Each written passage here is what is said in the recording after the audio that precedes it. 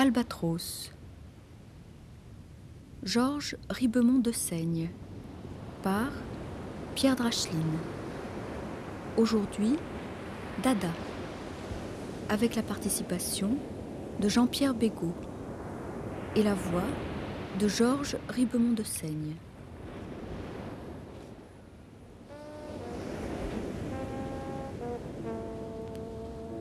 Contrairement à certaines légendes, il n'y eut aucune époque dorée pour l'art. Les premières décennies de ce siècle valaient bien par leur indigence les années que nous subissons maintenant. Poète et polémiste dada, Georges Ribemont des Seignes fut l'un de ces iconoclastes qui ont le talent de bouleverser tout ce qu'ils approchent. Lâché dans la littérature, ce cannibale devint rapidement végétarien au contact d'écrivains faisandés à qui il n'accorda même pas l'aumône de son mépris. Georges Ribemont des Seignes n'attendait évidemment aucune justice de la société et de son appendice, la société littéraire. Il se contentait de déposer au coin des rues des bombes à retardement. Certaines n'ont pas encore explosé, elles attendent des temps dignes de Dada. À bout de jeunesse, vous êtes retiré, monsieur Ribemont des Seignes, sur la pointe du cœur en 1974. Depuis longtemps déjà, la comédie des arts et lettres ne vous concernait plus.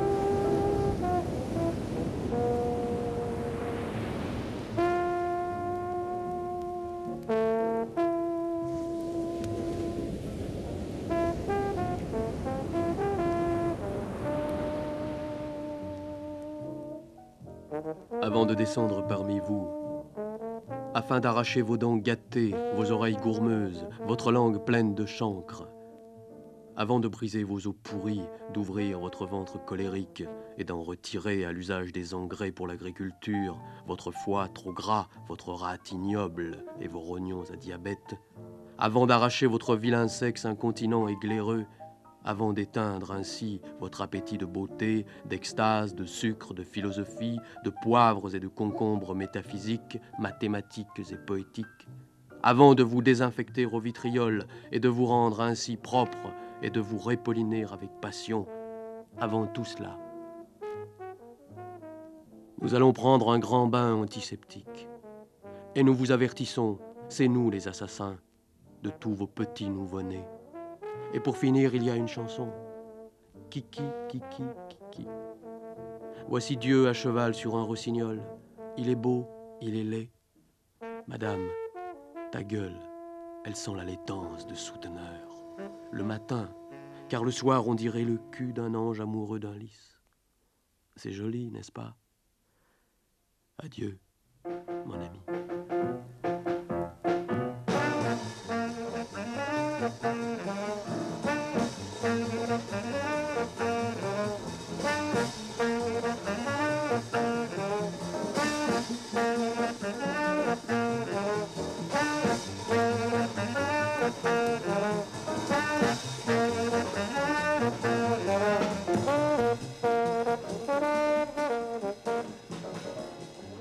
Jean-Pierre Bégaud, Georges Ribemont des Seignes, mort il y a 10 ans, aurait eu 100 ans cette année. Je pense qu'on ne peut pas dissocier sa vie de Dada. Il est très difficile de le faire puisque lui-même, jusqu'à sa mort, s'est référé à Dada. Mais il faut aussi, je crois, éviter une chose, c'est de faire de Ribemont de Seigne un serviteur nostalgique de Dada. C'est-à-dire que pour lui, Dada n'est pas une doctrine qui s'ajoute à d'autres. Ce n'est pas non plus une théorie. C'est une réalité vivante. À plusieurs moments tout au long de sa vie, Ribemont de Seigne parle de Dada. Il en parle comme d'une expérience qui pour lui a été vitale, qui pour lui a été finalement sa vie elle-même. Et lorsqu'il parle de Dada, c'est souvent avec un certain sourire, avec un certain humour. Dada, c'est la découverte d'une certaine joie de vivre. C'est, au fond, une vie qui est rendue possible par une suite d'expériences, par une suite d'approches des choses, tout en sachant très bien que cette expérience, cette approche, elle aura le même parcours que celui qui est habituel à toute chose, c'est-à-dire qu'après avoir eu une naissance, elle aura également une mort. Mais Raymond Dessène s'intéresse finalement assez tard à la littérature. Il commence à écrire à plus de 30 ans. Avant, il y a eu la musique, il y a eu la peinture surtout. Oui, ce qui lui a valu de certains critiques littéraires, peut-être un peu rapides dans leur jugement, l'appréciation de touche à tout. Raymond Dessène, en effet, commençait par peindre avec un certain succès, et puis il semble avoir admis que cette peinture, que ces recherches de peinture ne servaient à peu près à rien, c'est-à-dire qu'il ne lui paraissait plus nécessaire de peindre d'une manière plutôt que d'une autre. Et c'est à ce moment-là, c'est-à-dire au moment de ses rencontres avec Marcel Duchamp, avec les Duchamp, vers 1909-1911, que Ribemont de Seigne prend un certain recul par rapport à l'art, par rapport aux différentes formes artistiques, particulièrement les formes picturales, et se rapproche, disons, d'un certain type d'écriture. Et son premier poème sera publié dans 291. Exactement. Musique, qui est reproduit dans Dada 1, qui n'est certainement pas le premier texte écrit de Raymond de Seigne, puisqu'il en parle dans Déjà jadis, et il note qu'assez vite, il avait mis au point un système d'écriture dont il était assez content, parce que ce système lui semblait différent de ceux qui étaient en cours, plus personnels, peut-être faisant davantage appel à l'inconscient. En tout cas, c'est le seul texte, semble-t-il, qui était conservé.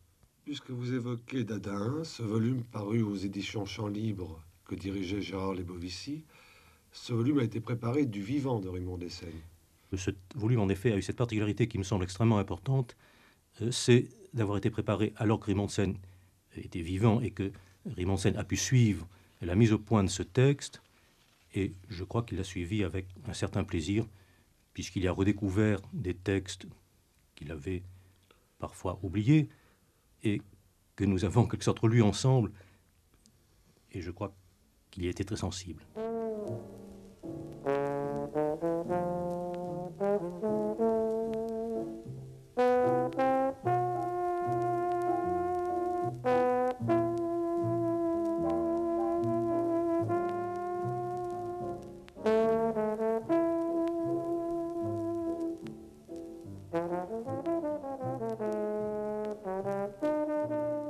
Dada vous a-t-il jamais parlé de l'Italie, des accordéons, des pantalons de femme, de la patrie, des sardines, de Fiume, de l'art?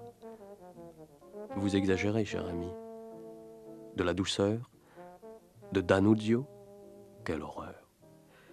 De l'héroïsme, des moustaches, de la luxure, de coucher avec Verlaine, de l'idéal. Il est gentil.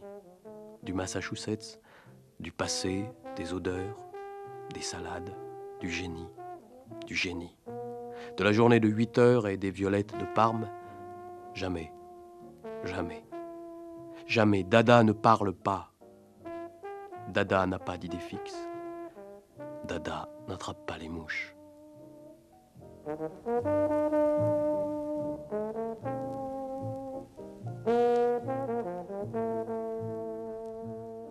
Est-ce qu'il portait sur ces textes un regard de nostalgie ou un regard au présent?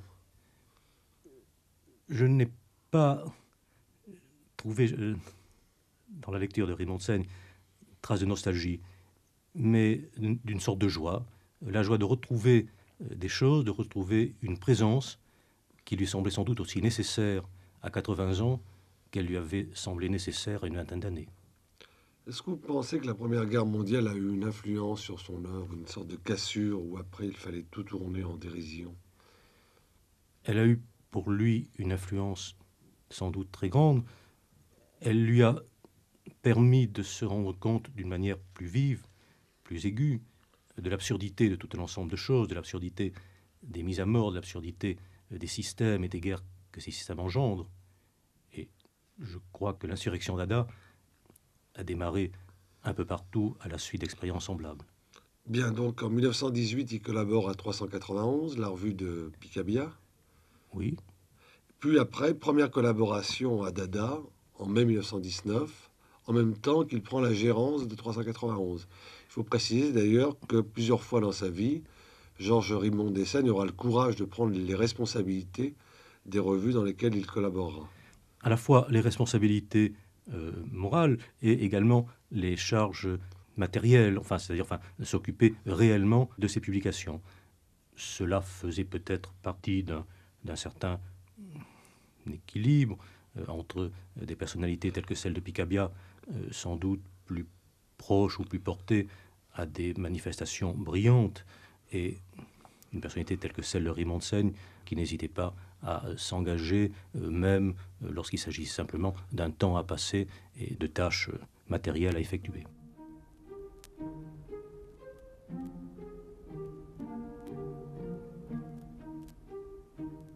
Le ministère est renversé. Par qui? Par Dada. Le futuriste est mort. De quoi? De Dada. Une jeune fille se suicide. À cause de quoi? De Dada. On téléphone aux esprits. Qui est-ce l'inventeur? Dada. On vous marche sur les pieds. C'est Dada.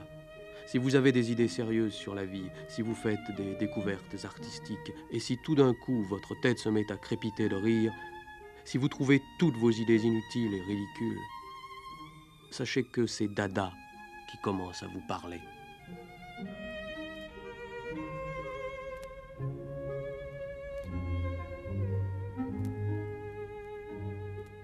Jean-Pierre Bégaud, 1919, c'est également l'affaire du Salon d'automne et, si on peut dire, la naissance d'un Georges Rimond Dessaigne polémiqueur.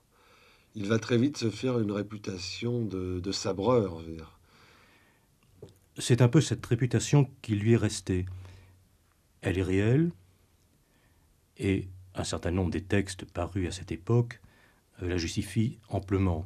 Il y a une violence dans les attaques, une violence sans rémission qui la justifie.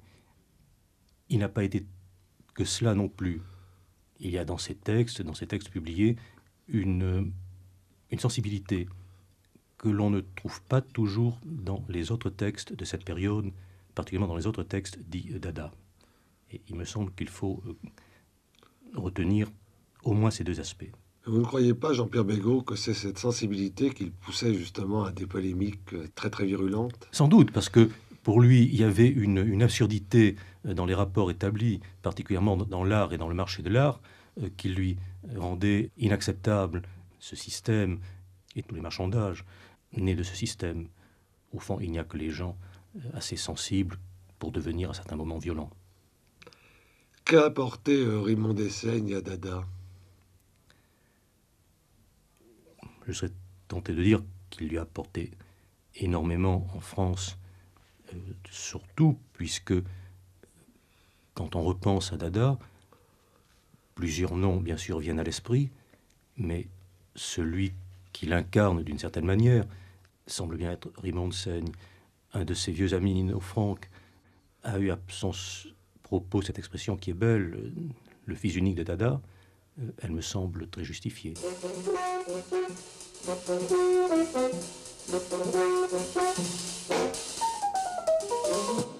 Je n'ai rien à vous dire parce que je suis mort, mais je vous dirai quelque chose parce que je suis ressuscité. On a les yeux comme des estomacs et les oreilles comme des ventres, pour une nourriture qui n'a plus rien à faire avec l'estomac ni le ventre et ne passe plus dans le sang. Le sang.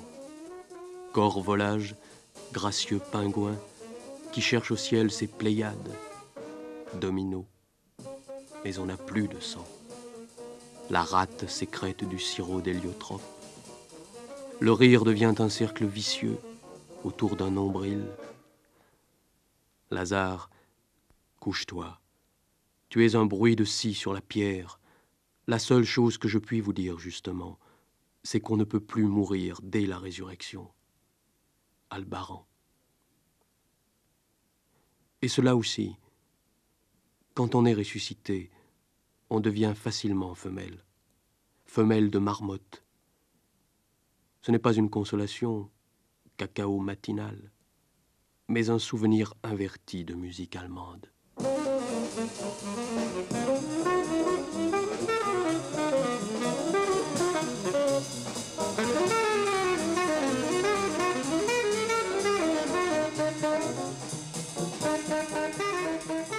Jean-Pierre Bégaud, 1920, c'est la première rencontre avec Breton et Aragon et la collaboration de Georges Raymond Dessaigne à la littérature.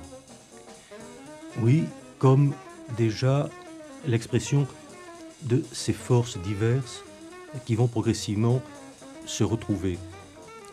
Raymond Dessaigne, parlant de cette époque, note qu'il y a plusieurs courants qui, pendant un certain temps, vont fonctionner de manière parallèle. Bien sûr, celui qui est le plus proche de lui, Dada, et auquel participent un certain nombre d'écrivains venus finalement d'horizons assez divers et qui vont se retrouver pendant 2 ans au moins dans les diverses manifestations du mouvement Dada. Bien, mais est-ce que vous ne croyez pas que chez Raymond Dessaigne, il y avait ce qu'on pourrait appeler un manque total d'espoir? C'est-à-dire qu'effectivement, il savait que les publications, ses écrits, dont le premier, L'Empereur de Chine, est paru en 1916, dans une sorte d'indifférence générale. En 1916, ce qui est d'autant plus étrange qu'à ce moment-là, Dada n'est pas officiellement né, donc c'est une œuvre qui semble lui être totalement propre, ce qui a peut-être gêné, ce qui a en tout cas surpris. Mais à propos de ce manque d'espoir, il le dit, et il le dit dès cette époque. Il y a un texte, 1921 à peu près, dans lequel il s'écrit « Moi qui n'ai plus d'espoir ».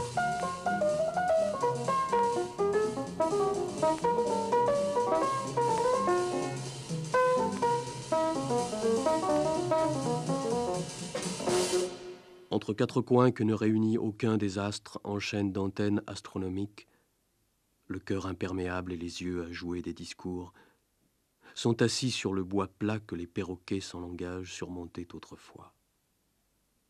C'est du dehors, où tout est plié et replié comme un orchestre des dentelles, draps ou cuivre absolu ou relatif, que se déplie la voix des boucheries de sirènes, ce qui est encore plus beau que l'amour.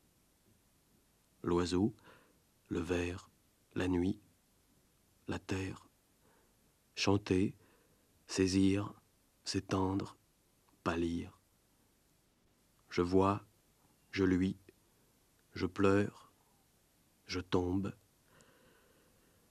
L'art, l'air, l'or, fin, mort. Je ne suis pas.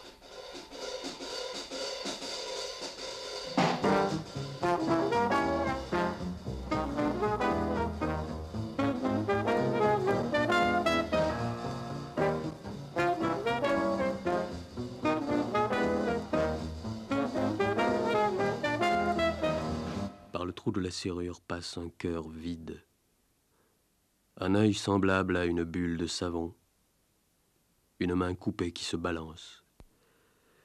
Et quoi encore? Ô paraître!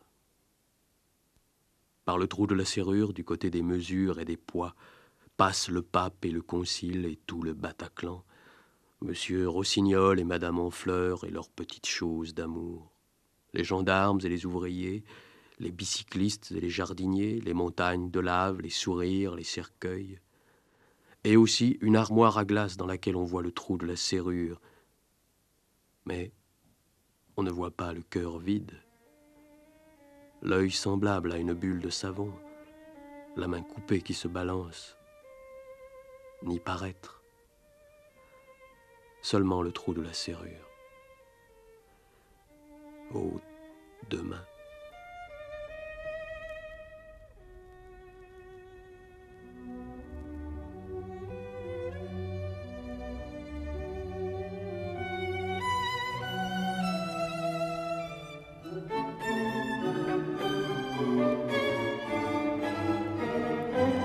On préfère ceux qui peuvent apporter des réponses, c'est-à-dire les réponses que nous souhaitons entendre donner. C'est un jeu auquel Raymond Dessaigne s'est toujours refusé.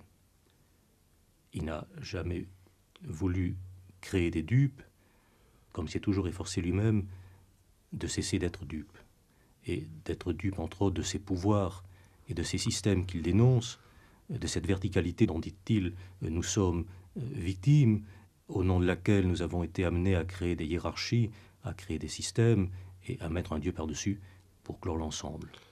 Est-ce que vous pourriez évoquer, Jean-Pierre Bégaud, certains conflits qui éclatèrent à travers le groupe Dada et nous situer un peu les rapports qu'a entretenu Raymond Dessaigne avec Picabia, Zara et d'autres personnages?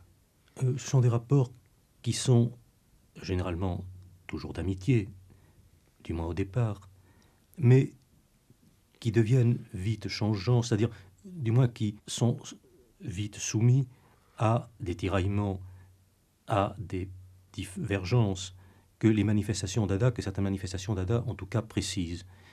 Il y a une phrase d'André Breton qui est très caractéristique lorsqu'il parle de ces pauvres jeux de fêtes foraines auxquels quelques participants, quelques Dada, croient encore. Et il semblerait que Raymond Dessaigne ait été un des derniers, peut-être pas à y croire, mais en tout cas à y participer avec cet enthousiasme qu'il a mis durant toute cette période, parce que pour lui, ces manifestations, ces événements, même s'ils ne se justifiaient pas au point de vue de la raison, avaient une autre nécessité qui était le geste, cette beauté du geste que Tristan Tzara admirait dans Raymond Dessaigne.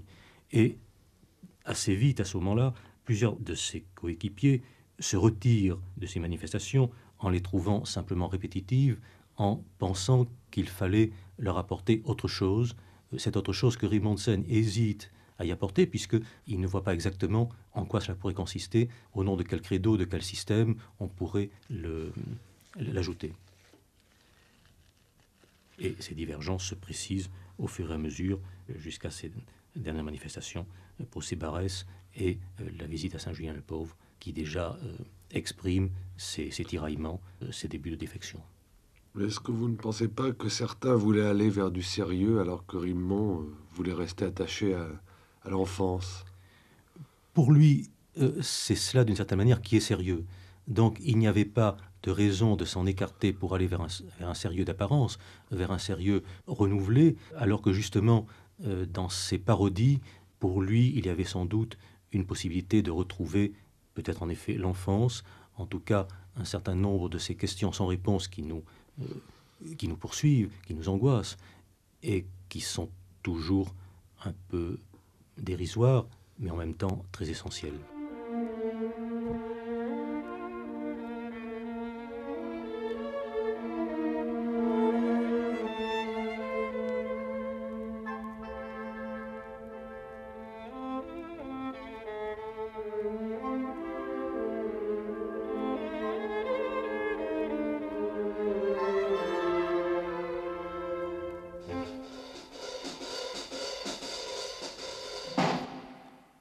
L'affaire Barès. Messieurs les jurés, avant d'entamer le procès de Maurice Barès, je tiens à vous déclarer, afin de vous mettre à l'aise, que je vais parler non selon la justice, mais selon ma passion et ma partialité.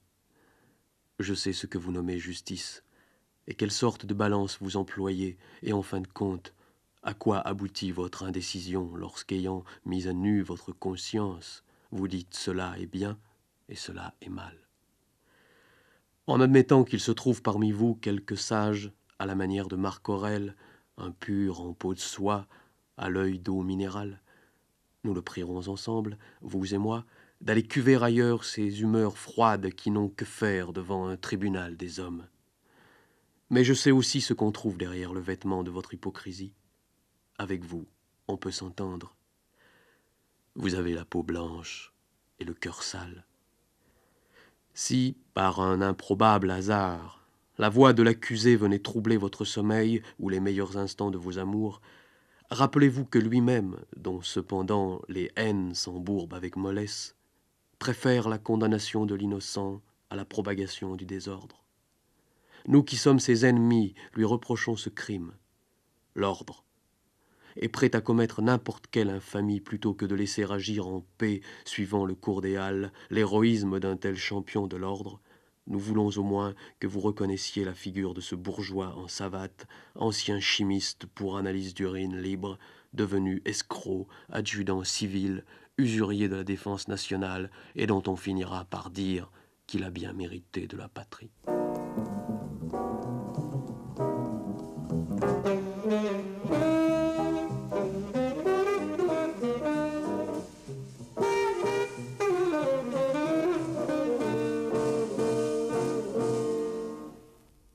pourriez situer, Jean-Pierre Bégaud, comment vivait pratiquement Rimbaud d'Essène pendant cette période qui va des années 15 aux années 25? La vie de Rimbaud d'Essène a été une vie finalement mouvementée, non pas par suite de grands voyages, ni par suite d'événements marquants, mais par une sorte de tension et sans doute aussi par une inaptitude très grande à trouver des solutions heureuses. Rimbaud d'Essène n'est pas de ceux qui font fortune, au contraire, il est de ceux qui perdent ce qu'ils avaient au départ et non pas de ceux qui trouvent, à travers leur action, des moyens de vivre supplémentaires. Cela se retrouve dans les conditions matérielles de sa vie, qui devient vite difficile. Il habitait Paris. Après son premier mariage, il est assez vite amené à quitter Paris. Et à partir de 1921, il vit dans la grande banlieue, c'est-à-dire qu'il est obligé de venir spécialement pour participer aux manifestations, qu'il n'est plus sur place, et il est obligé également, pour vivre, de se livrer à des travaux, des préoccupations, entre autres d'élevage, qui semblaient assez éloignées de ses préoccupations premières. Mais est-ce que cette précarité de la vie quotidienne ne crée pas justement ce fossé entre lui et certains qui vivent de facilité ou de commerce d'art? Certains sans doute, mais il a la discrétion et l'élégance de ne pratiquement jamais en parler.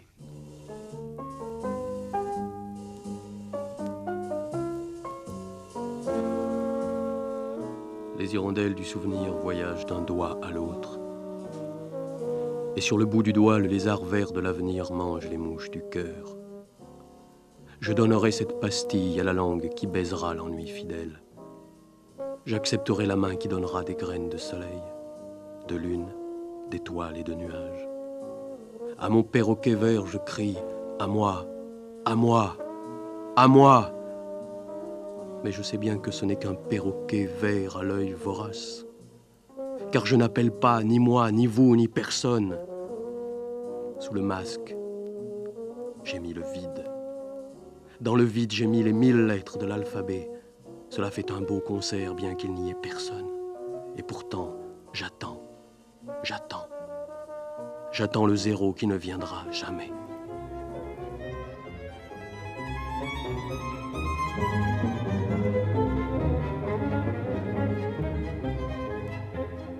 L'œil de la raison chavire et valse, et le signe d'entre les jambes des femmes s'ouvre pour les fleurs d'or de la justice.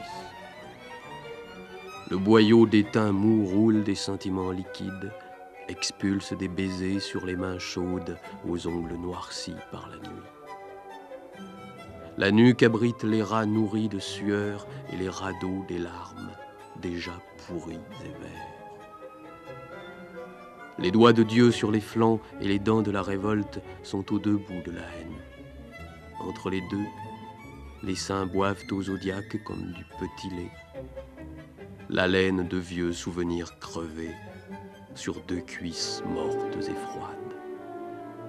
Si sur ce champ sans aurore renaît le soleil et s'évapore l'humidité de la mort, racine des étoiles, sirène nue, c'est par l'hélice de la langue que vous ferez jaillir la vérité, vêtue hors de la bouche fontaine du prochain jour.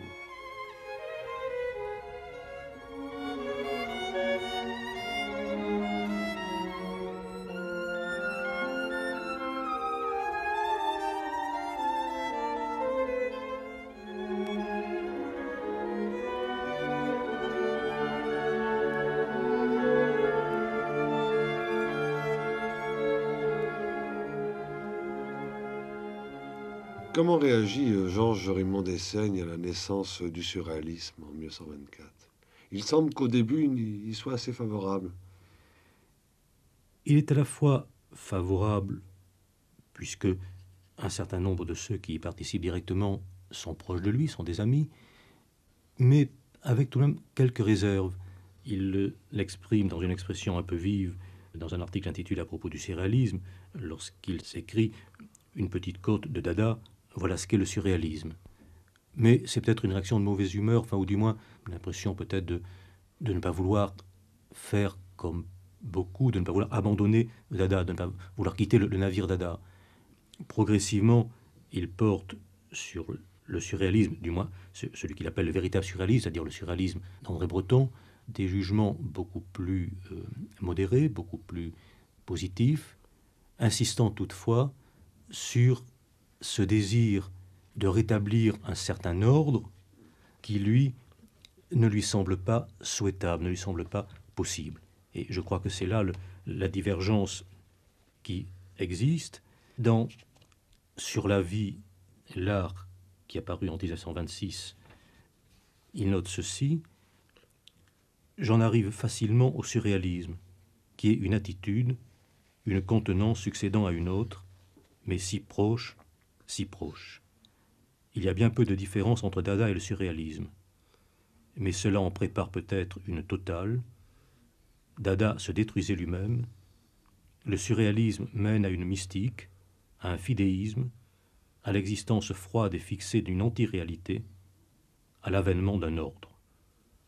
Jean-Pierre Bégaud, mais derrière tout cela, est-ce que vous ne croyez pas que Raymond Dessène sentait que le phénix qui était Dada ne pourrait plus jamais renaître de ses cendres?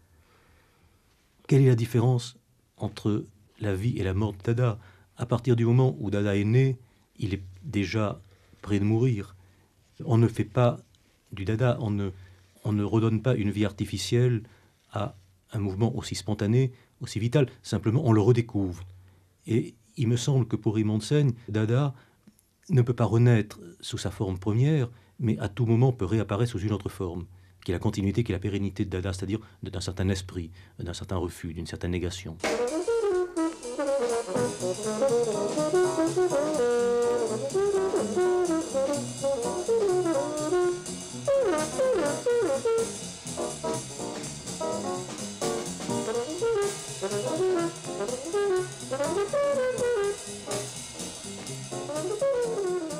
L'allée des vertus brûlantes est ouverte au pied et langage. Rien ne pousse, sauf eczéma divin.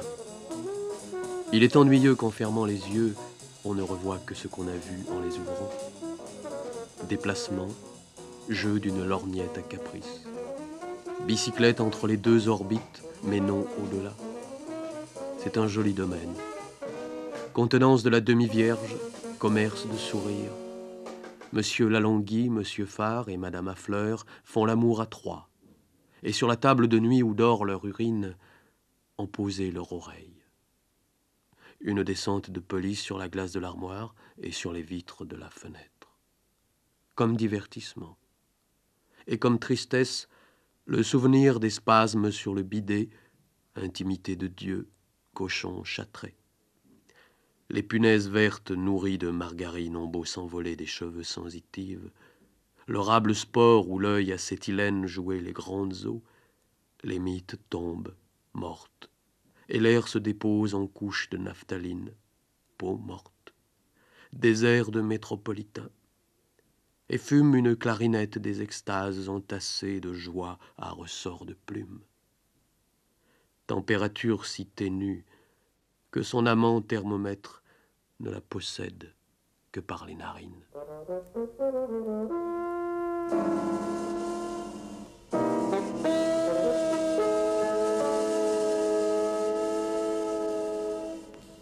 Georges Ribeaumont Dessène, enregistré le 25 février 1971. C'est pas moi qui ai inventé Dada, bien entendu. Mais j'ai été Dada avant la lettre, avant que Dada, le Dada suisse, Dada de Zara, existe. Tout ça provient de mon éducation. Mon père était un grand médecin, un grand accoucheur. Il avait le sentiment artistique plutôt réactionnaire, disons. Alors moi, j'allais au contraire toujours à gauche, toujours à gauche, toujours à gauche. Donc j'ai fait mon éducation moi-même, artistique et intellectuelle, etc. Et puis je suis arrivé donc à l'âge qu'on appelle de raison, assez à gauche et toujours décidé à continuer. Et j'ai fait la connaissance comme ça j'ai connu les impressionnistes, les cubistes, etc.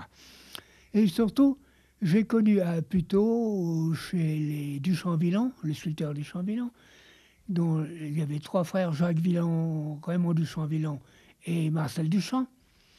Et avec Marcel Duchamp, nous avons été pris d'une sympathie extrême. Et à force de discuter, je me suis formé, évidemment, une espèce de ce qu'on appelle, entre guillemets, une philosophie, qui est l'absence de philosophie.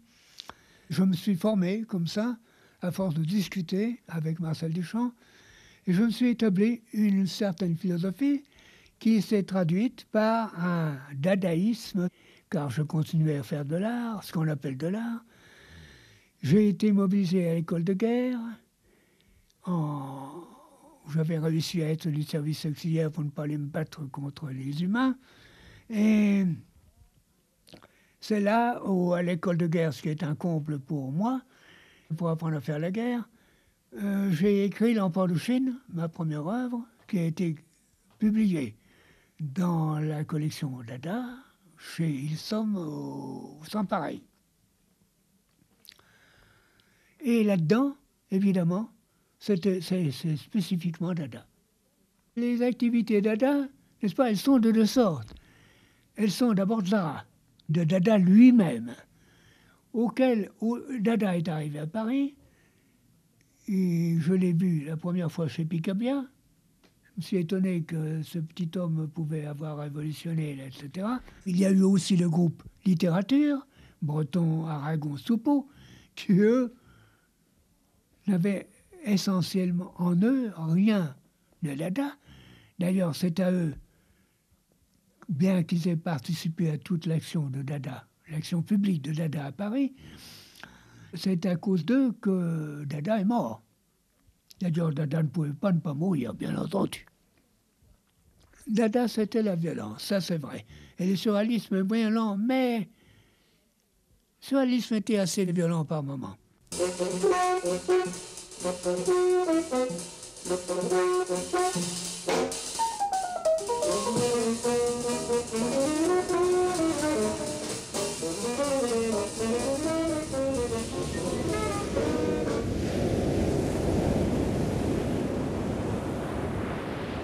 Georges Ribemont de Seigne, par Pierre Dracheline.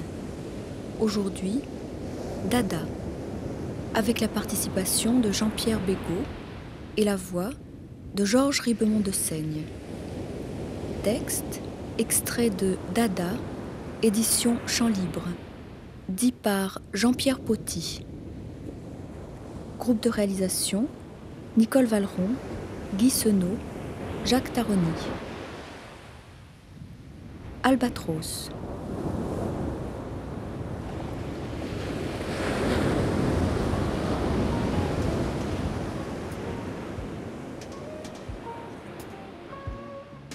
Georges Ribemont des Seignes ne se permit jamais de grands discours sur la liberté.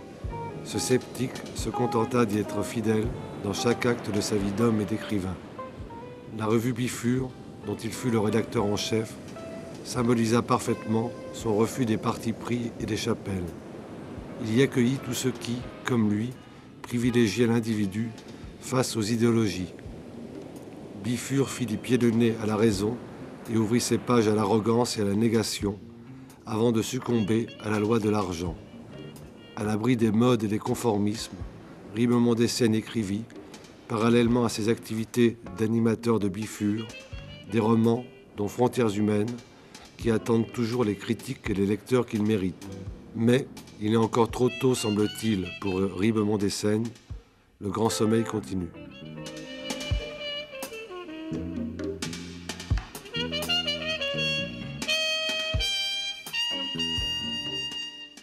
J'ai près de 42 ans. Je commence à comprendre qu'il va falloir vieillir, puis mourir. Et jusqu'à présent, somme toute, je ne le comprenais pas. J'ai perdu tout espoir. L'espoir est descendu derrière l'horizon, soleil qui ne reviendra jamais. Est-ce donc qu'il faisait jour et que j'espérais quelque chose? Certes, je dis non. Mais il y a une différence entre l'esprit et la chair. La chair dit toujours oui, sauf quand elle est malade, se couvre des moisissures de la mort et pourrit avant d'avoir accompli son dernier tressaillement. Parmi tous ceux qui ont mis la couleur du ciel sous leur ombre éclatante, il n'en est pas qui ait perdu tout espoir. Ils l'ont nié, mais point perdu. Ils attendent quelque chose de nouveau et appellent miracle le faible plaisir d'un nouvel amour dont il semble, après 8 jours ou 8 semaines, que la moindre ride contienne les excréments de l'éternité. Puis ils excitent le sexe solitaire de leur vie, et lorsqu'il brille comme un phare, ils attendent la tiédeur du premier zéphyr pour connaître la direction du nouvel amour, et ainsi de suite. C'est bien là le signe de l'espoir plein de sang. Eh bien, je commence à savoir, sans avoir à le chanter, que je n'espère plus rien.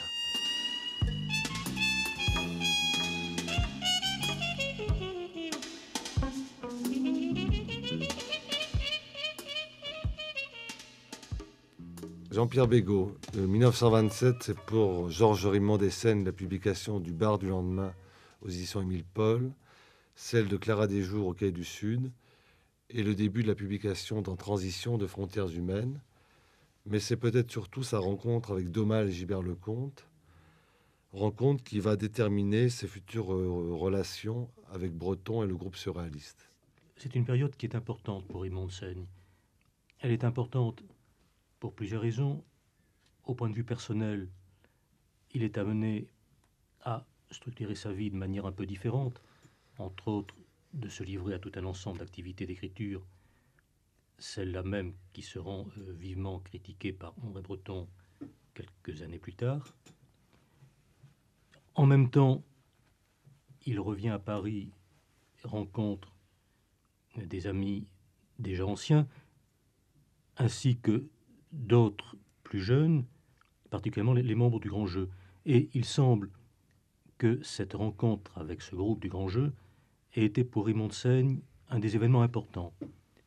Chaque fois qu'il en parle avec des mots très chaleureux, en notant qu'il a enfin trouvé chez eux un groupe sympathique, un groupe où l'on ne se posait pas de problèmes inutiles, où l'on se posait des problèmes bien sûr, mais qui lui semblaient essentiels, et d'une manière simple, d'une manière directe. Et assez souvent, il y a une fin de phrase qui suggère que cela ne se passait pas de la même manière dans le groupe surréaliste. En même temps, la prise à partie du Grand Jeu par André Breton en particulier amène en effet Rimond Dessaigne à affirmer sa sympathie et à aller au-devant d'attaques qui n'ont pas tardé à se préciser. Mais en quoi Raphaël Sorin, Georges Rimond Dessaigne, trouvait-il un certain état d'esprit proche du sien dans le Grand Jeu ? Je crois que effectivement, ce qui caractérise Rimond Dessaigne, c'est chaque fois quand il participe à un mouvement comme Dada, ensuite, la proximité du surréalisme, c'est la solitude. Et là, il a trouvé sans doute des gens qui étaient en partie proches de lui et qui ne cherchaient pas à l'embrigader, et c'est ça qui lui a plu.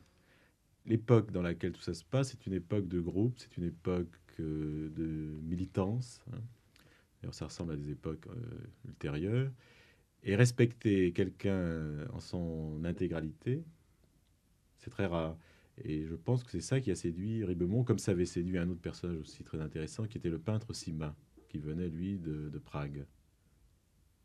Leurs relations se sont faites sur une estime mutuelle, mais quand on voit les textes que Ribemont a publiés dans la revue du Grand Jeu, notamment ce texte magnifique qui s'appelle Politique, eh bien je pense que sans les gens du Grand Jeu, il aurait écrit quand même, et il aurait peut-être publié ailleurs.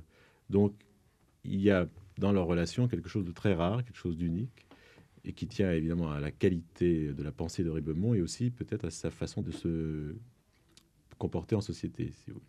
Bien, vous pourriez évoquer ce texte politique et le resituer dans son contexte ?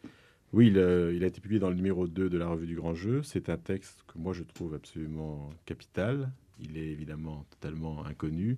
Et même les gens qui parlent du Grand Jeu le citent assez peu souvent. Si on le compare aux textes politiques qu'écrivaient à l'époque des gens comme Éluard, Breton évidemment Aragon, on s'aperçoit que c'était tout à fait autre chose, que c'était un texte qui était prophétique, non pas au sens imbécile du mot qui annonce ce qui va se produire, mais qui jugeait à partir de la situation présente les développements terribles qui allaient se produire. Je cite simplement quelques lignes de ce texte pour vous en donner une idée. « Il m'est arrivé de dire que le communisme consacrait le malheur des hommes, qu'on ne suppose pas que je vais promettre par voie d'affiche 50 francs de récompense à qui m'apportera la meilleure manière d'assurer le bonheur. D'abord parce que la recherche du bonheur me semble une préoccupation imbécile. Ensuite parce que l'humanité a en réserve des liasses de bonnes recettes assurant le paradis universel par la volupté de quelques-uns, ou encore cette manière américaine qui consiste à répandre la plénitude alimentaire, somptuaire ou voluptuaire, jusqu'à ne plus faire de toute la société qu'un amas de ventre couvert de gabardines et roulant sur un moteur. » Alors, quand je lis ce texte, je vous en cite un tout petit échantillon, et quand je vois d'abord sa qualité littéraire, sa beauté formelle, le sens des images, et puis en même temps sa radicalité, je me dis qu'au moment où on fête l'année Orwell, où tout le monde brusquement s'extasie sur 84, on devrait reparler aussi de gens comme Ribemont de Seigne, qui longtemps avant Orwell ont su voir toute l'horreur vers laquelle nous sommes en train de nous précipiter. Il est évident qu'un pareil texte fait que Ribemont de Seigne ne pouvait pas accepter la mise en accusation du grand jeu par le groupe surréaliste. Et il s'en justifiera en disant que tous les tribunaux sont semblables et qu'on pouvait rompre avec Vaillant sans utiliser un procédé proche de l'Inquisition. Oui, c'est l'horreur chez lui de la terreur. Et il a traversé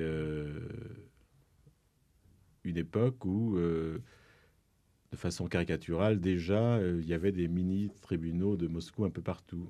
Alors je crois que ça aussi c'est très important quand on parle de Ribemont de Seigne, c'est la façon dont il s'est retranché, dont il s'est mis à l'écart de tout ça.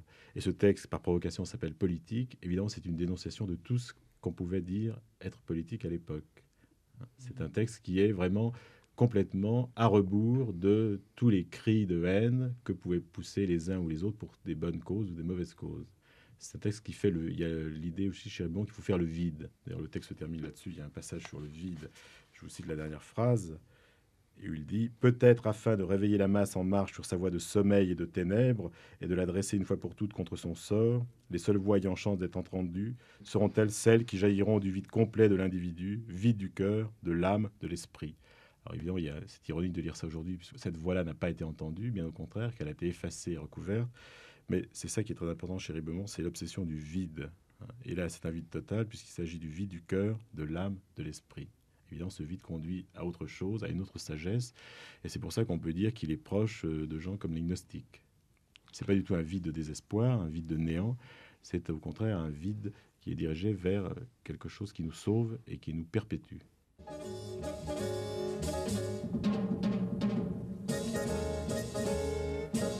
Si dans l'intérieur des frontières la fraternité doit se réduire à une hargneuse volonté, que faut-il penser d'une société fraternelle inter-européenne? L'Europe peut se dresser contre l'Asie dans un sursaut de bas instincts de conservation. Le feu d'artifice s'en tiendra là. Les belles fusées de paix ne feront qu'une huppe nuptiale au-dessus des claquements de la gueule et de la bave affamée. Qu'attendait-on? Il nous reste à savourer les désastres de l'esprit, les catastrophes intellectuelles, enfin les râles des sacrées conquêtes, vieilles chansons pour disques de phonographe.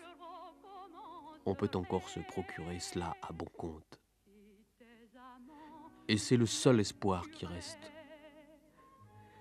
Ayant écrit que je n'espérais plus rien, je suis revenu à l'espoir après un détour. C'est qu'il est difficile de se contenter de ces momies que sont les désirs qui ne se réaliseront jamais. Le tout est de trouver une porte de sortie. Il s'agit de sortir du désespoir moderne, sans passer de nouveau par la fenêtre des espoirs. Mais nous jouissons de trop de bien-être. Le bonheur européen est celui du ventre. Il faudra compter avec autrui. Les gendarmes en cavalcade me poursuivront après ce coup. Pour m'attacher la corde au cou, je me bâtis ma barricade.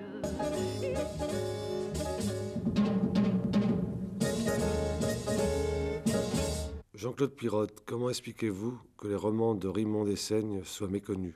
Ah oui, Oui, c'est fort possible. Enfin, je connais même moi-même assez mal l'œuvre de romancier de Ribemont Dessaigne. Peut-être bien, précisément, parce que dans ma génération, on a été ébloui ou attiré par les polémiques, celle du grand jeu, par exemple, celle des surréalistes auparavant.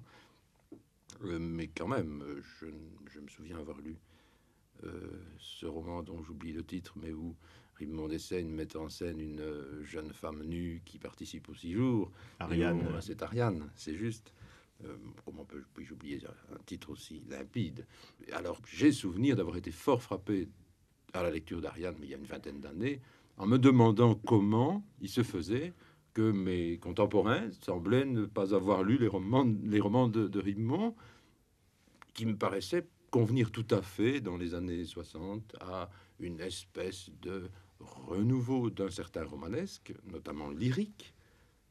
Mais effectivement, on parlait de Ribemont parce que déjà jadis paraissait ou venait de paraître, et qu'on racontait Ribemont à partir de ce que lui-même racontait des avatars, des mouvements auxquels il avait participé, sans allusion à ses propres romans d'ailleurs. Il faisait plus allusion à sa poésie finalement qu'à son œuvre romanesque, qui d'ailleurs a des creux et a des faiblesses qui rendent l'émotion plus pure. Mais si on prend Raphaël Sorin, un roman comme Frontières humaines, à sa parution en 1930, il y a 2 articles, un article de Delon et un de Fondane, et lors de sa réédition en 1980, il n'y aura qu'un seul article. Donc, encore une fois, à 50 ans d'intervalle, ce roman est enterré, et c'est pourtant un roman qui est essentiel dans l'œuvre de Ribemont. Oui, je peux parler de cet article puisque c'est moi qui l'ai écrit. Non pas pour m'en vanter, mais pour le déplorer. Et ce qui me frappe aujourd'hui, c'est cette espèce de vague de réédition, de réhabilitation, de retour. On vous parle de Gaden, de Guérin, de Bove, de Calais, et on ne cite jamais Ribemont de Seigne. Alors, je crois qu'il y a 2 raisons à ça. La première, c'est la paresse des critiques. Bon, par exemple, Frontières humaines, c'est un roman qui fait 400 pages, qui est très difficile. Moi, je ne l'avais jamais lu. Quand je l'ai lu, c'était en 79. Eh bien, c'est vrai que j'ai passé du temps. J'ai mis du temps même à le lire parce qu'il est gros, et puis j'ai mis du temps à le comprendre aussi. Donc ça m'a mobilisé longtemps.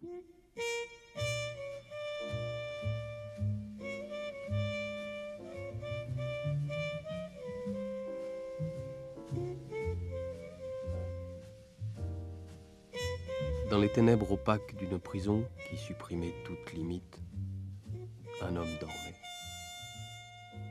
Mais il n'avait pas conscience de dormir. Au fait, dormait-il? Il n'avait pas non plus conscience d'être seul, bien que le lien où il se trouvait ne permit à personne de lui tenir compagnie. Mais quand est-on seul? On est au moins en face de soi-même, et cela fait au moins 2, peut-être 100. Cependant, si le nombre de ces personnages est illimité, le commerce avec autrui vous enferme en des frontières infranchissables. Voilà un secret de Polichinelle. Et là n'est pas la question. Notre homme était assis et 3 compagnons étaient avec lui. S'ils distinguaient mal leur visage, c'est que l'ombre de la nuit était mêlée à leurs traits. J'étais couché tout à l'heure et seul, songeait-il. Puis, où donc les ai-je déjà vus, se demanda-t-il, en essayant vainement de soulever un voile tendu autour de lui, entre sa volonté et ses souvenirs. Tous paraissaient le connaître et le considérer avec familiarité. Il était facile de voir qu'il mourrait d'envie de parler. Mais aucun n'osait commencer, de peur que les 2 autres se missent en travers de son discours. En vérité, à les considérer, l'homme s'apercevait qu'il les connaissait parfaitement aussi, comme de vieux amis, ce qu'il n'avait pas compris tout d'abord. Par contre, il ne savait pas qui ils étaient. Cela l'étonna de ne s'être jamais posé la question. Depuis le temps, se dit-il. Mais il s'arrêta, car au même moment, il lui sembla que le temps se creusait derrière lui, comme un tunnel, s'enfonçait loin dans le passé, si loin, inconcevablement loin. Jamais il n'aurait cru qu'il pouvait y avoir tant de temps derrière lui. Il ne put jeter de coup d'œil plus approfondi sur ce qu'il découvrait ainsi. Il le voyait complètement, quoique cela n'arrivât pas à sa conscience parce que son attention était prise autre part. Car un de ses compagnons fit un geste et commença à parler. C'est Ulysse, songea l'homme, sans savoir pourquoi, et bien qu'il ne se souvînt pas d'avoir jamais connu personne de ce nom. Voici le singulier récit du narrateur en de telles circonstances.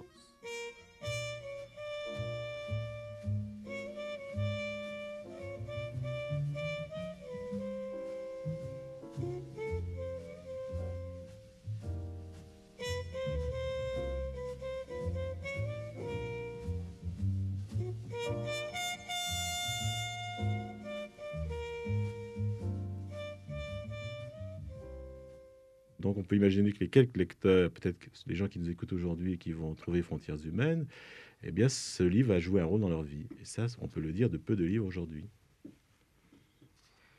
Comme il a joué d'ailleurs un rôle dans la vie de l'auteur, parce que lorsque Raymond Sen parle de Frontières humaines, il en parle d'une façon assez différente de celle dont il parle des autres livres.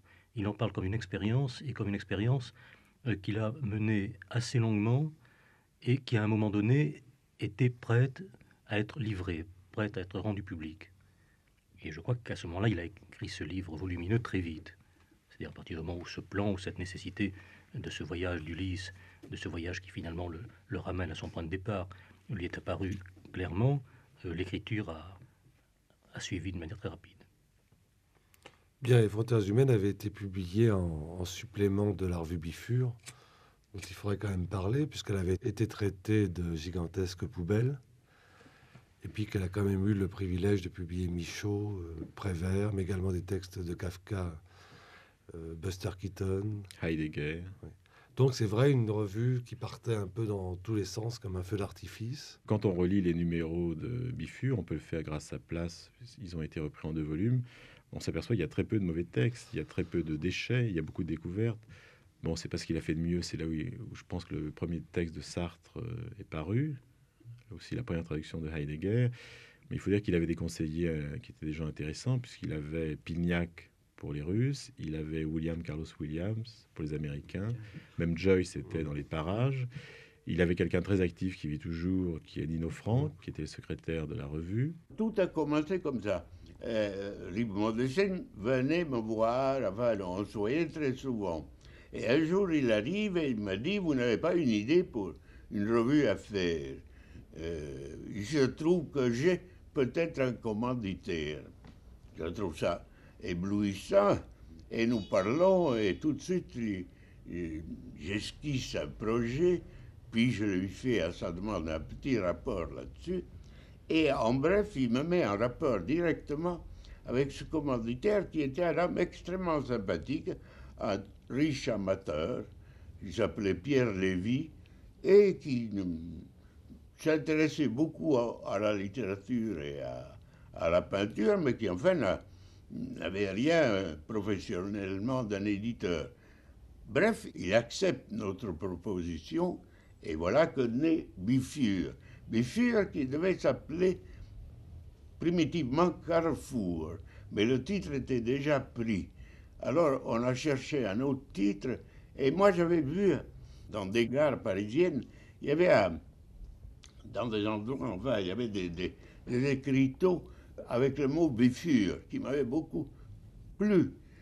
Bifur qui veut dire bifurcation, et qu'il a signalé sans doute aux mécaniciens des locomotives, mais moi, elle m'avait frappé d'une manière poétique. J'en ai parlé à Pierre Lévy, notre commanditaire, qui a accepté ce titre. Et à ce moment, on a tout de même parlé de l'organisation interne de la revue. Et nous avons eu l'idée, Ribemont et moi, de demander à Blaise Sandrard d'être le directeur de la revue, dont Ribemont serait le rédacteur en chef et moi le secrétaire de rédaction. Et j'en avais parlé à Sandrard, avec qui j'étais très ami, et qui était d'ailleurs le voisin à la campagne de Ribemont de Seigne, il est allé voir Ribemont de Seigne. Bref, il était prêt d'accepter, seulement quand nous l'avons amené à Pierre Lévy, eh bien, ça n'a pas collé du tout. Sandrard était furibard parce que Pierre Lévy était très snob. Bref, il a un peu trop parlé de ses relations mondaines et tout s'est terminé par une sortie de Sandrard qui n'a plus voulu, qui est parti même m'appeler, il disait, si vous voulez peut-être que je pisse dans votre cheminée. Enfin, des histoires à la Blaise Sandrard. Bref, on n'avait pas de directeur. À ce moment-là, ce que je pensais était que Ribemont de Seigne aurait pris la place. Eh bien, pas du tout. C'est Pierre Lévy qui a voulu être directeur. Ribemont de Seigne étant rédacteur en chef. Pierre Lévy, qui, je le répète, est un très brave type, le titre lui a suffi. Il ne s'est jamais mêlé de la revue, il ne s'est jamais mêlé à nos réunions. Il trônait dans son bureau à lui, un bureau, je m'appelle 169 boulevard Saint-Germain, juste en face du Café de Flore. Il trônait dans son bureau, un peu embêté parce qu'il ne recevait pas de visite, lui. Mais enfin, il trônait, ça lui suffisait. Et Ribemont de Seigne est donc devenu exactement rédacteur en chef de la revue, mais il était le centre vraiment de la revue, il était l'inspirateur, et l'inspirateur symbole.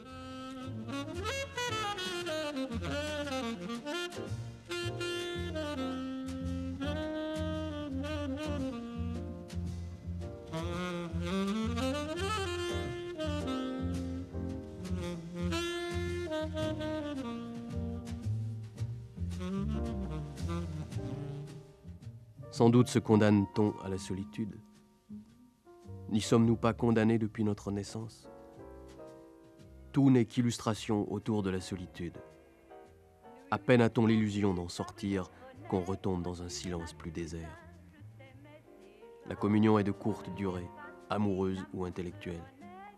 C'est une sottise de s'en plaindre, à peu près comme si l'on se répandait en récrimination contre l'ordre des saisons.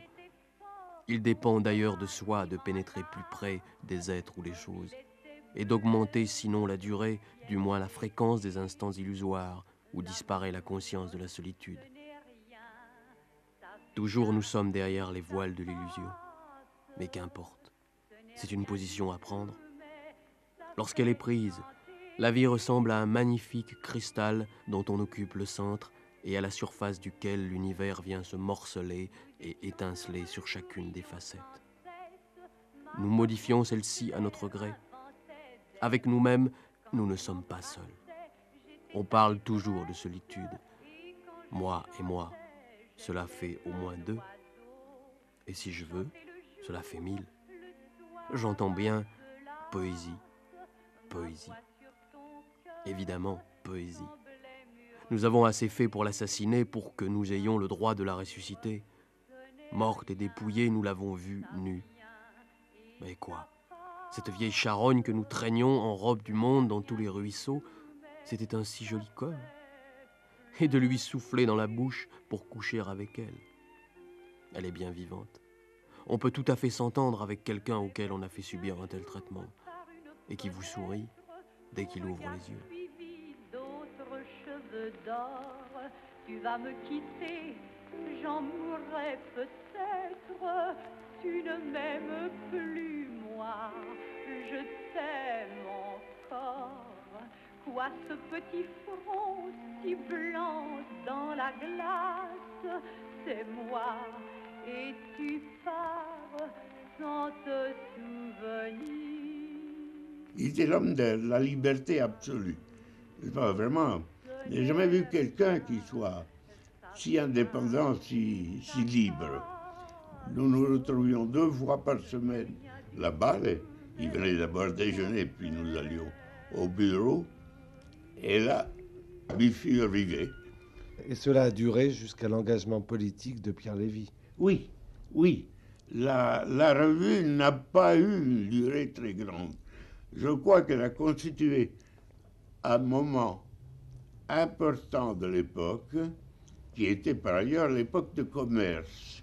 L'idée que nous avions avec Ribemont de Seigne était de devenir les concurrents de commerce, un commerce qui justement serait moins snob que le vrai commerce, qui était une revue, Paul Valéry, Fargue, enfin personnage éminent de l'époque, très nouvelle revue française. Nous voulions vraiment une revue libre et internationale, tout à fait inspirée par des principes très, très nouveaux, enfin. Il faut dire les choses comme elles sont. Le pauvre, brave Pierre Lévy, qui est mort en déportation pendant la guerre, ah ben, je crois, je n'ai jamais su exactement d'où il tirait l'argent avec lequel il commanditait Bifure, mais je crois qu'il y a une histoire de petit héritage. Enfin, il n'était pas le Richard que nous avions cru au départ. Il avait eu un peu d'argent et avec une revue qui est luxueuse, qui est belle, mais qui ne se vend pas comme des petits pains. Et le peu d'abonnés qu'on récolte seulement en durant, eh ben, au bout d'un an, il n'y avait plus d'argent.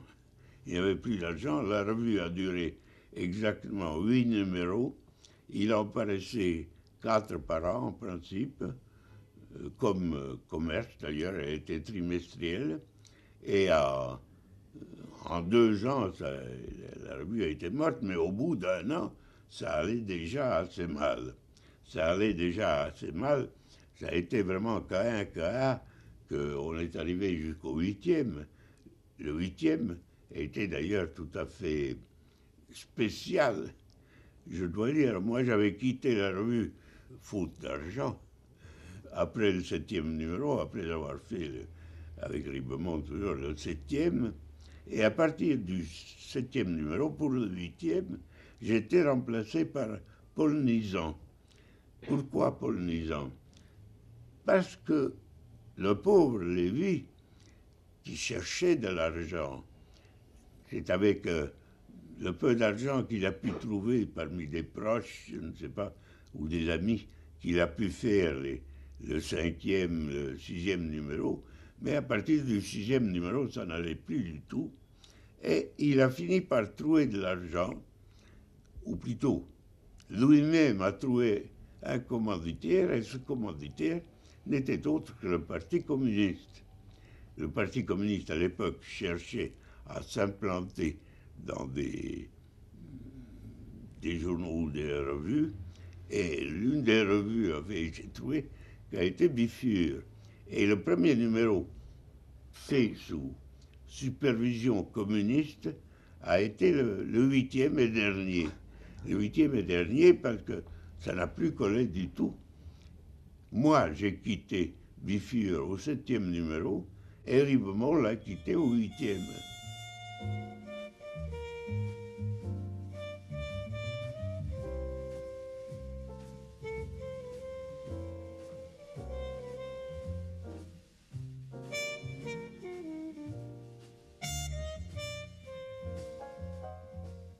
Il faut reconnaître que la poésie n'a jamais été si ardente que depuis le passage du météore dadaïste.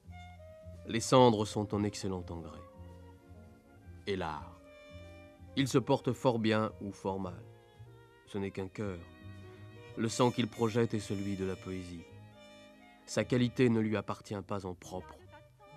Sans poésie, il n'est rien. J'ai lancé 2 petits pavés sur tes carreaux que j'ai crevés, et tu ne m'es pas apparu. Tu te moques de tout, je crois. Tu te moques de tout, je crois. Demain, je t'en lancerai 3.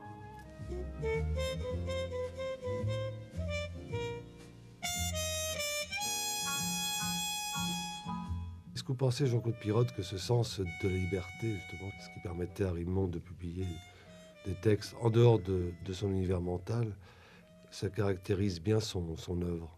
Moi, il me semble, oui. Rimbaud d'Essaigne ne s'est pas laissé entraîner, ne s'est jamais laissé entraîner, et même pas par amitié. Lui qui avait tant besoin d'amis, ne s'est jamais laissé entraîner à perdre sa liberté, et à la perdre au profit de quoi que ce soit, et certainement pas d'une idée prétendument transcendante ou d'une idéologie prétendument transcendante. Et dans toute son œuvre, au fond, mais toute sa vie est une espèce de... est composée de séquences qui donnent l'impression que chaque fois il recommence à zéro, de plus en plus librement, et sans préjugé quelconque à l'égard des autres et à l'égard de sa propre œuvre antérieure. Et ça, c'est tout de même extraordinaire, et je crois que c'est assez rare dans la littérature et dans l'art de toute manière, parce que quand on a adopté un système et qu'on a beau se dire qu'on ne cherche pas à le poursuivre, il est bien rare que des artistes, quels qu'ils soient, musiciens, poètes, écrivains, peintres, se remettent sans cesse en question par goût de la liberté. Et c'est exactement, je crois, ce que faisait Rimbaud d'Essaigne. Il y a une expression qui est très caractéristique dans une des déclarations accompagnant un numéro de Bifur, où on lit « Je serai vivant, or la vie est une transformation perpétuelle ».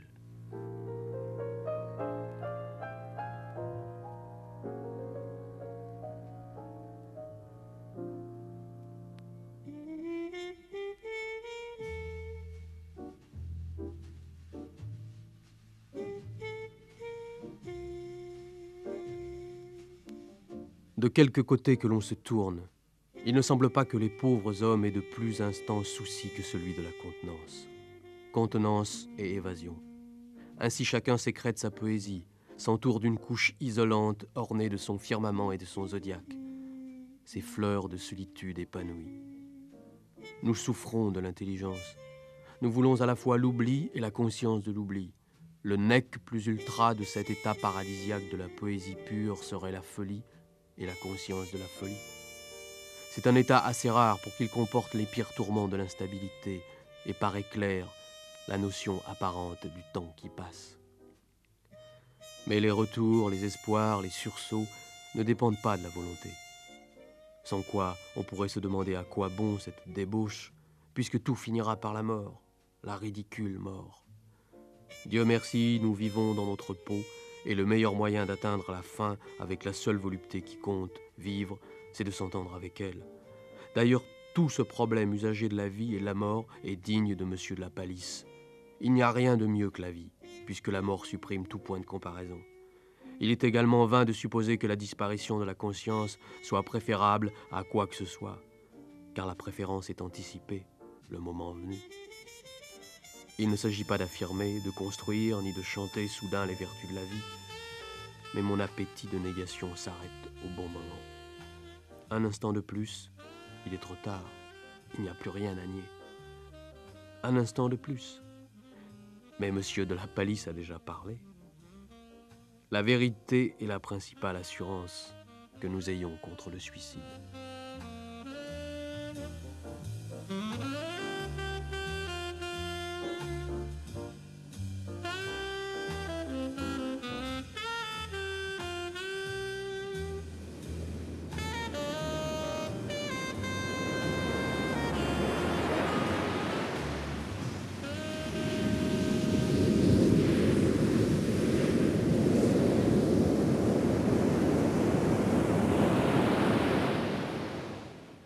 Georges Ribemont de Seigne, par Pierre Dracheline. Aujourd'hui, Bifur, envers et contre tous. Avec la participation de Jean-Pierre Bégaud, Nino Franck, Jean-Claude Pirotte, Raphaël Sorin. Texte, extrait de Dada 2, édition Champs Libre, Frontières humaines, édition Plasma, lu par Jean-Pierre Poty. Groupe de réalisation, Nicole Valeron, Jean-Paul Herbert, Jacques Taroni. Albatros.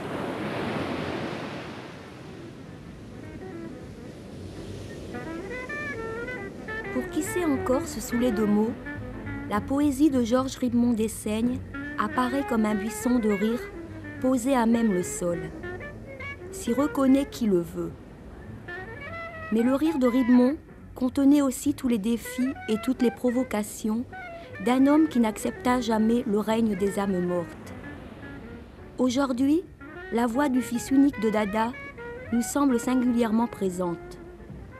Si la comédie est bien finie pour Ribemont Dessaignes, les pitres qui l'empêchèrent de respirer à son aise sont toujours bien là.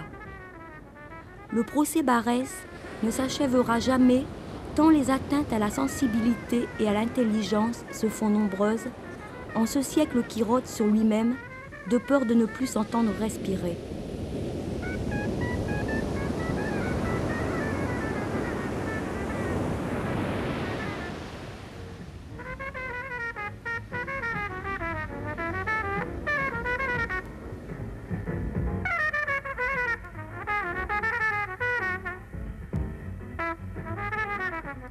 Lorsque par un malheureux hasard on pénètre dans le domaine de ceux qui font commerce d'esprit, on voit que la marchandise qui leur manque le plus et qu'ils prétendent leur être spéciale est justement l'esprit. Ils ont comme cervelle une marmelade rance dont l'odeur leur sort par les narines. On s'écœure et on se révolte. La dysenterie ne les videra donc pas jusqu'à la nuque. Ils ne vont donc pas mourir tous. Hélas, nous mourrons avec eux. Puis, lorsqu'on a souhaité de voir les yeux des peintres devenir devant leur crâne vide, semblables à des grains de raisin sur lesquels on a posé le pied, ou dans les oreilles des musiciens pousser des orties pleines de chenilles, il faut bien avouer que la séance continue et que le sang circule aussi poisseux à travers une chair aigrie. Figurez-vous que ces gens grotesques qui font de l'art comme on va à son bureau et remplissent une fonction soit mercenaire, soit sacerdotale, enfin, ces catalogués artistes de rang social sont encore ce qu'il y a de mieux dans la vase ambiante. Fermez les yeux, et dans l'ombre de vous-même, ces larves levées aux prétentions divines, coiffées d'un bonnet d'archevêque ou de maître-queue, et qui portent sur le ventre, inscrite au fer rouge, la double honte d'être des parasites pour l'État bourgeois et de la vermine pour ceux qui se foutent de l'État. Ces gazes de cadavres agités sans mouvement, c'est la fourrure et le collier de perles du moment, le sourire de la belle France. Soufflez sur ces apparences et considérez le reste. Tous ceux qu'avec orgueil la dite France envoie au monde par radio comme expression de sa vertu, de sa morale, de son courage, de sa grandeur et de sa force. Un maréchal et quelques autres brutes, un vieux singe qui prend ses grimaces bilieuses comme procédé de gouvernement, et une bande d'escrocs et de voleurs à la tire. Tout le reste est mort. L'heure est aux héros. Et quel héros! Tous ceux qui avaient du courage sont morts, et quelques autres aussi, qui n'en avaient pas. Et entre la révolte et la mort, on choisit le hasard de celle-ci comme le plus facile. La proportion d'intellectuels tués est plus forte que celle d'intellectuels revenus, le corps étant chez eux plus passif. De sorte que parmi les sains et saufs, il y a une majorité d'imbéciles. D'ailleurs, après expérience historique, la qualité de héros s'accroît avec l'inutilité des gestes héroïques. L'héroïsme de la dernière guerre, éminemment utilitaire, est de qualité basse et policière. Les agents de police de l'Est se sont jetés sur les agents de police de l'Ouest. Ils se sont massacrés, ceux-ci étant pour cela et réciproquement des apaches. Il n'y a aucune différence spécifique entre un policier et un voleur. Toutefois, il faut reconnaître que le bandit atteint beaucoup plus naturellement à l'héroïsme pur. Later on in the show came some of the greatest modern musicians, among them the fabulous Charlie Yardbird Parker. And here is the amazing alto sax star himself in a very lengthy excursion into one of his favorite subjects, the traditional 12-bar blues pattern, Charlie Parker and Cool Blues.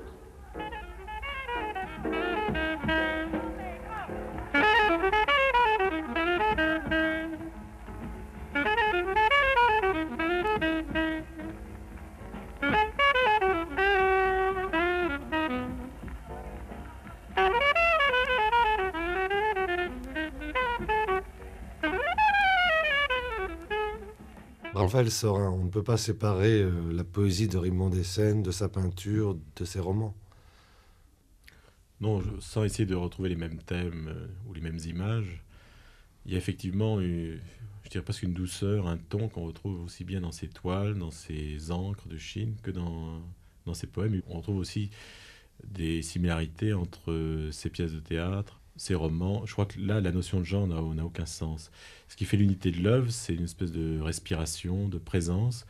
Lui-même insistait beaucoup sur un mot qui était le mot « être ».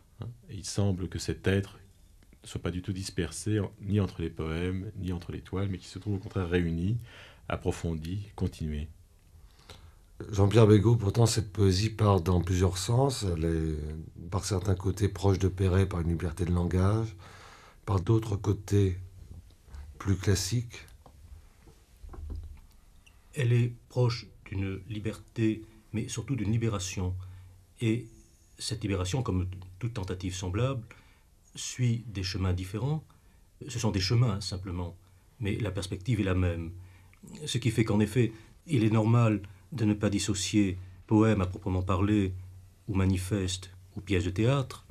L'éclairage est proche, la parole est également proche. Elle a une même perspective qui consiste à retracer le cheminement de l'homme depuis des commencements qu'il est bien difficile à dire, jusqu'à des fins à propos desquelles nous n'en savons pas davantage. Est-ce qu'il y a quelques recueils, Raphaël Sorin, qui vous semblent plus importants que d'autres dans l'œuvre de Rimbaud ? Bon, il y a un recueil important puisqu'il fait un tout et qu'il est paru chez un grand éditeur qui devrait se décider à le rééditer. C'est Ecce Homo qui est paru chez Gallimard dans la très belle collection Métamorphose de Jean Paulhan en 1945. Il y a Le règne végétal aussi. Il semble que dans ces livres-là, il y ait eu chez Rimbaud une volonté de construire un ensemble. Vous l'avez comparé tout à l'heure à Benjamin Perret. Il y a un autre poète à qui je crois on pourrait le comparer, c'est Raymond Queneau. Je trouve qu'il y a des similarités, notamment quand on pense à la cosmogonie de Queneau, entre la façon dont Queneau construisait ses livres de poèmes et ses poèmes eux-mêmes, et puis la façon dont Rimbaud a conçu son œuvre comme une recréation un peu du monde dans tous ses aspects.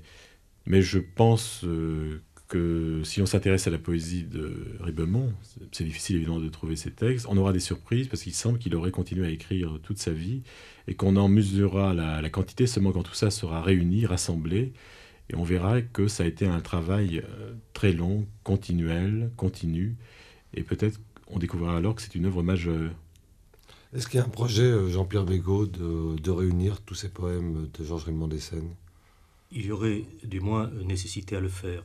C'est très étrange, mais la poésie de Rimbaud Desseignes n'a jamais trouvé spontanément quelqu'un qui s'y intéresse. En 1924, Rimbaud avait projeté un recueil qui devait s'appeler « L'œil et son œil ». Il aura attendu 50 ans pour paraître.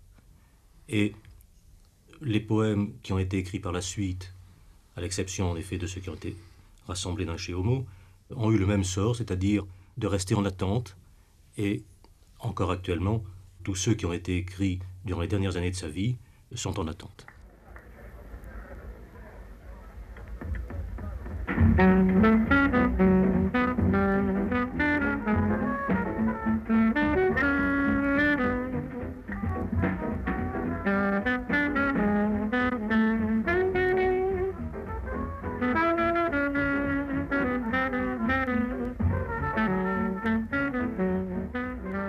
Les efforts ne sont pas toujours vains.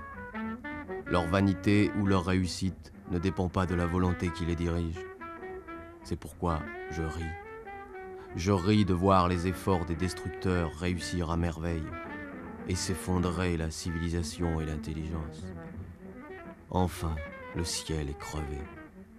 Comme un ventre mort, que le résidu des repas morts et sa propre mort travaillent avec une odeur épouvantable.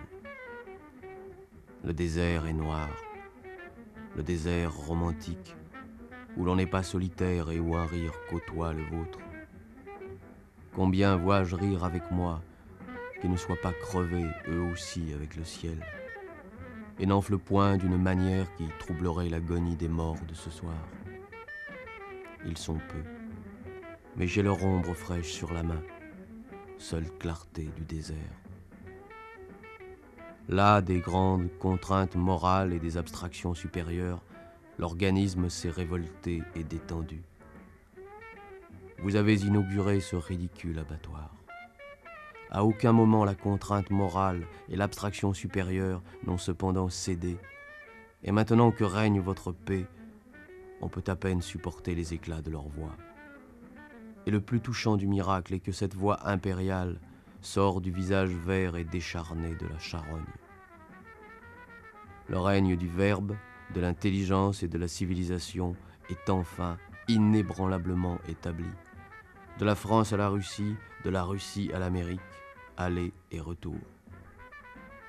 Une seule chose change, le chapeau. Et sous ses bords suivant sa nature, vous voyez se transformer la gueule parée. Avocat, artiste, maréchal, marchand, ouvrier, voyou, pasteur et philosophe. Ce sont les mêmes, qu'ils soient réactionnaires, sceptiques ou communistes. Progrès, société et morale dirigent le même petit mécanisme des mots en zinc du dictionnaire catalogue. Mécanisme indéréglable et absolu, qui, au meilleur moment de sa subtilité, tient le morcellement de l'absolu pour de la liberté.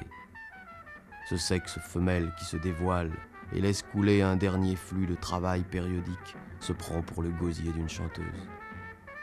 Nul chant ne sort plus, même celui de l'amour. Les hommes que nous pourrions aimer parce qu'ils secouent l'échafaudage social bourgeois ne sont pas des destructeurs. Et l'appareil hiérarchique des valeurs et des pires reste l'arche d'alliance devant laquelle il faut danser.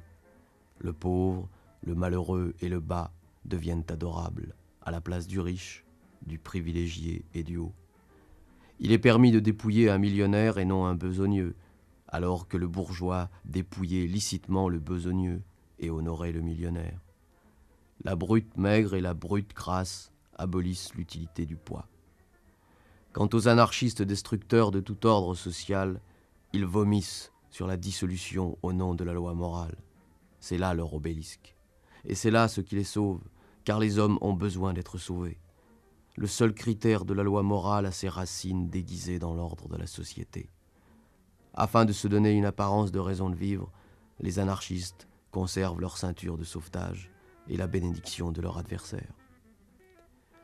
La civilisation ne meurt donc point puisque des bourgeois aux anarchistes, tous les partis à travers le monde la portent au-dessus de leur front. Il suffit du mot pour créer la chose. Il est vrai, politique.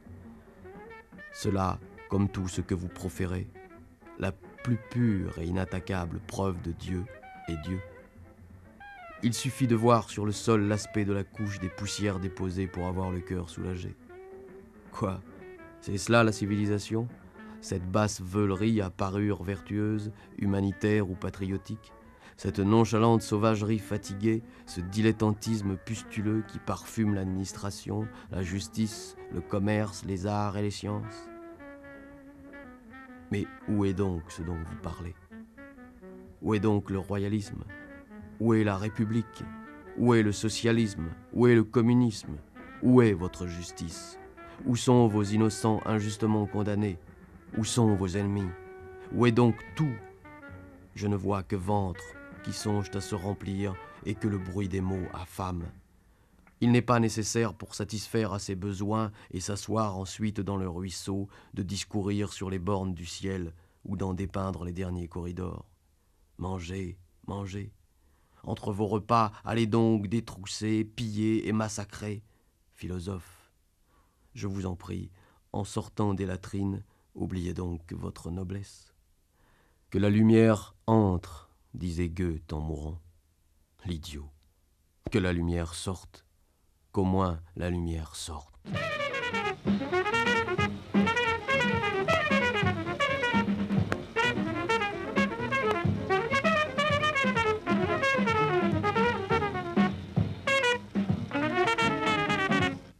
Jean-Claude Pirotte, en quoi la poésie de Georges Rimbaud d'Essène vous touche-t-elle ? Ma foi, parce que je la trouve extraordinairement sarcastique et mystificatrice, tout en étant d'un parfait naturel, ce qui me paraît tout de même extrêmement rare chez les poètes. Il n'y a pas un mot chez Rimbaud d'Essène qui ne semble venir tout droit de la profondeur de l'être, et il n'y a pas un mot non plus qui ne soit dénué d'humour. ce sentiment qu'on a de l'incessante dégradation des choses dans le ricanement, ça c'est quelque chose qui me fait particulièrement plaisir. Moi, ça m'amuse fort, ça. Il y a certainement un aspect morbide chez Georges Rimond Dessaigne qui flatte un certain goût chez vous. Oui, oui. Enfin, il est vrai que je suis d'un naturel morbide et je trouve que Rimond Dessaigne l'est beaucoup plus que moi et de façon, bien sûr, tout à fait géniale, ce qui n'est pas mon cas. Est-ce qu'il n'y a pas chez Georges Rimond Dessaigne une superposition de la décomposition du corps, de la décomposition de l'individu, décomposition de l'individu, et de la décomposition de la société? Oui, et de l'univers aussi. De la matière, du corps, de l'esprit individuel et de l'esprit universel. Ça, c'est très frappant. Georges Rimond Dessaigne aboutit toujours à la décomposition de tout.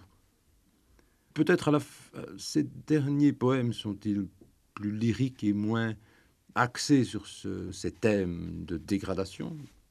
Il me semble qu'il y a une espèce d'espoir dans une sagesse quand on est revenu de tout à la fin, mais il est vrai que ces poèmes de l'époque Dada, c'est tout à fait la décomposition de l'ensemble des éléments de l'univers. Ce qui peut paraître surprenant, c'est que ces poèmes qui ont été écrits entre 50 et 60 ans sont d'une modernité...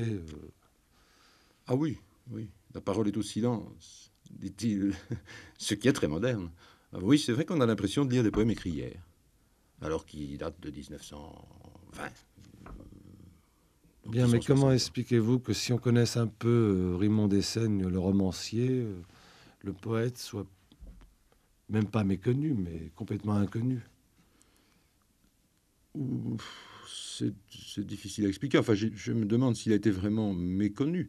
Je crois que ceux qui se sont un peu intéressés à Dada et au surréalisme n'ont pas oublié Rimond Dessaigne, mais il est vrai que Tzara peut-être un peu éclipsé la personnalité de Rimond Dessaigne, comme sans doute il a éclipsé dans l'histoire, en tout cas aux yeux des amateurs, les personnalités de Duchamp-Villon ou même de Marcel, enfin non pas celle de Marcel Duchamp, mais celle de Duchamp-Villon, par exemple, le sculpteur, mais qui est mort jeune aussi, et puis dont on a finalement oublié qu'il était un des pivots des idées Dada ou de l'absence d'idées Dada, avant Tzara, en fin de compte, puisque dès 1910, je crois, Rimond Dessaigne et Duchamp-Villon et Duchamp étaient préoccupés par une forme de nihilisme en art qui préfigurait Dada. Tzara a catalysé, bien sûr. Jean-Claude Pirotte, est-ce que vous croyez que le fait que Rimond Dessaigne ait été un musicien ait influencé sa poésie? C'est une question que je me suis déjà posée. Enfin, vous savez comment il concevait la musique, puisqu'il avait prié, je crois, une pianiste un jour d'interpréter une ballade, ou en tout cas des pièces pour piano, qui avait été écrite par lui selon une technique très précise, qui était la roulette musicale, où il avait découvert qu'on pouvait pratiquement installer sur une roulette, genre roulette de casino, les notes de demi-ton en demi-ton, lancer la bille et repérer l'endroit où la bille tombait pour écrire une partition à la fois dans le sens horizontal et dans le sens vertical, et puis, ma foi, donner ce chef-d'œuvre à une pianiste, chef-d'œuvre dû exclusivement au hasard. Ça, c'est bien Dada. Et Rimond Dessaigne, qui connaissait la musique par ailleurs, bien sûr, la pratiquait, par exemple, de cette façon-là, qui est une façon à la fois destructrice, ironique et peut-être extraordinaire. Je n'ai pas eu la chance d'assister à ce concert qui avait lieu, je crois, dans les années 20. Je suis malheureusement un peu trop jeune. Je ne sais pas ce que ça pouvait donner. C'était absolument discordant, en tout cas. Et c'était de la musique. Il est vrai que la poésie de Rimond Dessaigne n'est pas discordante dans le texte. Elle coule bien à l'oreille, alors qu'on peut penser que la roulette musicale ne donnait pas particulièrement de plaisir aux oreilles. Il y a donc peut-être un rapport inverse entre la musique et la poésie. Parce que je crois que Rimond Dessaigne était quand même attentif à la musique du texte, mais qui est aussi une musique du sens. Alors, quand il écrivait ses pièces musicales, il semblait nier à la musique tout sens, ou en tout cas dédier le sens au pur hasard. Est-ce que vous pensez que l'avenir rendra justice à sa poésie? J'ai l'impression, oui. Enfin, j'ai le sentiment que des jeunes gens de 16 ans avec de longs cheveux ou des cheveux dressés sur la tête pourraient parfaitement lire aujourd'hui Rimond Dessaigne en se sentant très proche de ses poèmes, essentiellement, paraît-il, de ses poèmes de la période dite Dada, peut-être moins de poèmes tels que ceux qu'on trouve dans Ecce Homo, ou certains inédits que j'ai pu lire et qui datent des années 40 ou 50. Mais indiscutablement, toute une série de poèmes comme Une carpe morte ou Intérêt ou Un promptu, les jeux de mots. Il y a toujours des jeux de mots chez Dessaigne. Ça revient à la mode, les jeux de mots. Finalement, Dessaigne était aussi un précurseur du collège de pataphysique et de l'Oulipo, au fond. Je crois que ça doit aujourd'hui intéresser. Oui. Ben, en voici un, par exemple, qui s'intitule Intérêt. Le rat crevé qu'on a dans la cervelle et la cervelle de l'estomac, les étoiles du Zambèze et l'oiseau des lèvres, la vertu américaine, l'alcool de peau et le pain des yeux, la richesse du riche et le vice d'hiver, le rire tiède et l'algue d'urine, l'eau des genoux tristes, les petits os carriés et les demoiselles des roseaux du sang, tam-tam du biberon et bonbons du cœur.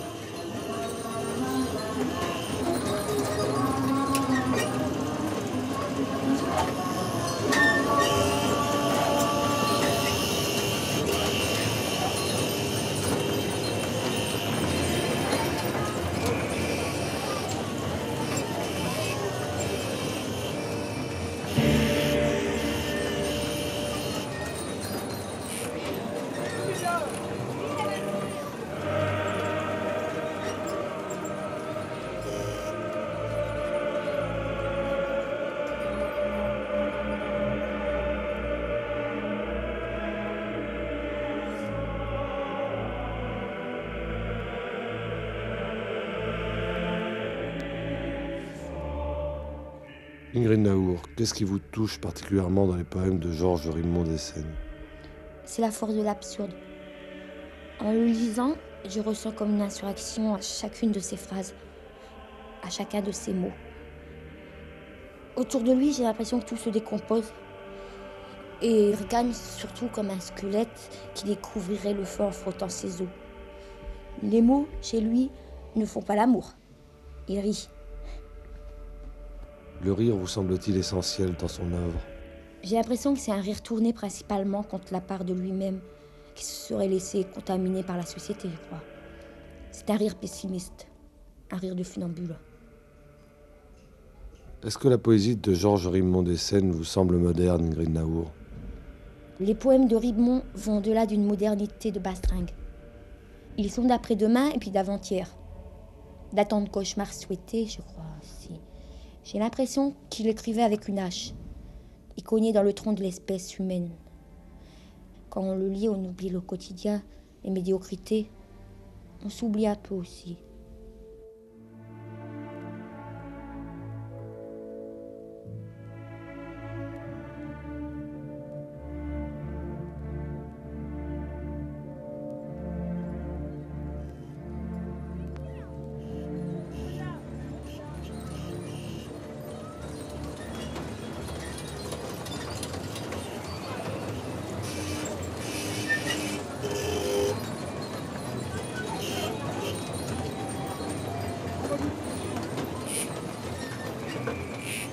L'époque est malade, l'époque a mal au cœur.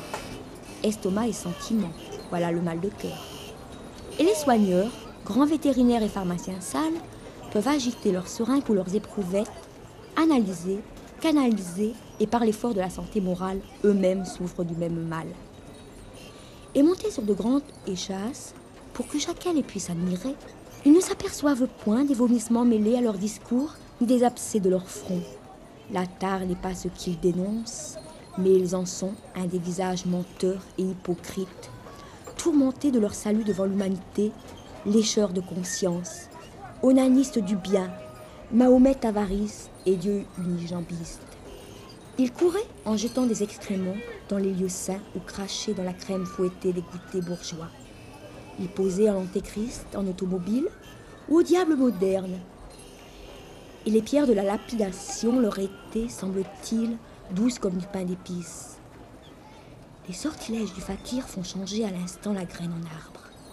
Il est bien plus facile de changer la pierre en fleur pourvu qu'elle décrive la parabole du jet. C'est pourquoi on enterrera chez charlatans aux masques percés, dans de beaux cercueils en amourette et lapis. On les embaumera avec la reconnaissance publique. Le grand cordon de la Légion d'honneur ornera leur charogne. Et les petits-enfants de la société apprendront la vérité dans leurs œuvres. Le mal est là. C'est le mal du dictionnaire. Un mal nominaliste. On s'aperçoit que rien n'existe sous les mots. Que le sens des mots. Après une heure de liberté pleine d'ivresse, l'ordre surnage. Les mots reprennent leur usage et leur sens.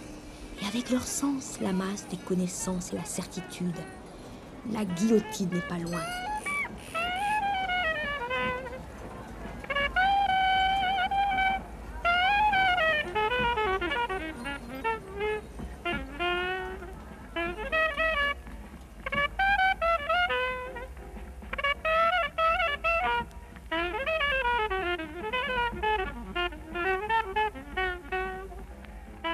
Est-ce que vous pourriez évoquer, Nino Franck, les derniers contacts que vous avez eus avec Georges Ribon d'Essaigne? Écoutez, nous sommes restés toujours un peu en contact, même après la fin de Bichu. J'allais le voir de temps à autre à la campagne.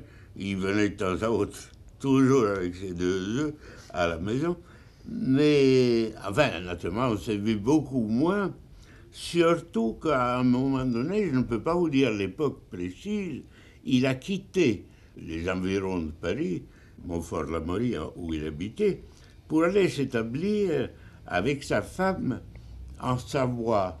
Je ne me rappelle plus l'endroit exact. Et alors là, évidemment, il n'y avait plus de contact direct, mais de temps à autre, on s'écrivait. Et puis un beau jour, figurez-vous que j'ai eu des nouvelles directes de lui par des amis qui faisaient du cinéma. Je me rappelle, c'était peu avant la guerre ou pendant la guerre. Sa femme tenait une pension de famille dans ce pays, en Savoie. Et j'ai des amis, donc, qui s'occupaient de cinéma. L'un d'eux, je ne me rappelle plus qui c'était, que je vois un jour et qui m'a dit « Est-ce que tu connais un certain Ribemont d'Essaigne ?» Je lui dis « Mais comment ?» Donc je le connais très bien, c'est un écrivain bien connu, de grande qualité, un poète, enfin. Et il m'a dit, figure-toi que nous sommes allés à tel endroit, justement à l'endroit, je ne me souviens plus du tout, où nous devions tourner des scènes, et nous nous sommes installés dans une pension de famille, et il y avait un bar au sous-sol, et au sous-sol, il y avait un bonhomme, un grand bonhomme, grande taille, un peu chaud et très rieur, silencieux mais rieur, qui nous a dit qu'il était écrivain et qu'il s'appelait Ribemont d'Essaigne. J'ai trouvé ça ahurissant. J'ai écrit à Ribemont, la pension, qui m'a dit, mais oui, je donne un coup de main à ma femme en m'occupant du bar. Alors voilà les dernières nouvelles que j'ai eues pendant cette période, mais je l'ai revu aussitôt rentré à Paris. Il est rentré après la guerre. La pension de famille aussi avait été un échec commercial, mais enfin, il était tellement content d'être revenu à Paris. Et il habitait en banlieue toujours, et on se revoyait de temps à autre, jusqu'au moment où il a à nouveau quitté définitivement Paris pour aller s'établir près de Vence. Je n'ai pas la mémoire des lieux, mais enfin, là, je suis allé le voir. Et je l'ai vu avant sa mort, mais il était encore en très bonne forme.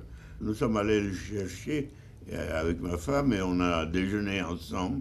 Ça a été la dernière fois que je l'ai vu.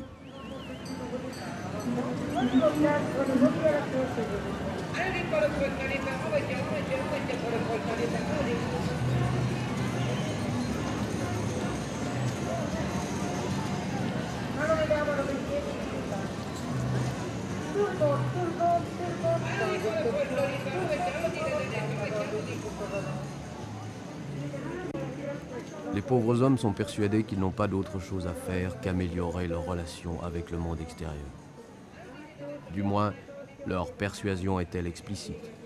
Tout se passe au nom du progrès, de la science, de la civilisation, et en quelque branche que ce soit, leur perfectionnement collectif et particulier invoque une grande chandelle, la vérité. Que ce soit pour l'allumer, la moucher ou souffler dessus. C'est une belle occupation.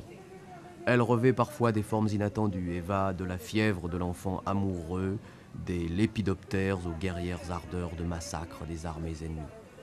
Cuisinières et astronomes, artistes et vétérinaires, tous mettent leurs doigts dans la bouche de la réalité pour en connaître la température. Mais ce n'est là qu'un jeu mensonger, un sot prétexte ou peut-être une précaution de sagesse. Car le souci des profondeurs désespérées crie dans les couloirs vides où l'homme circule en lui-même comme un pauvre loup devant les barreaux d'une cage. Il crie d'une toute autre manière.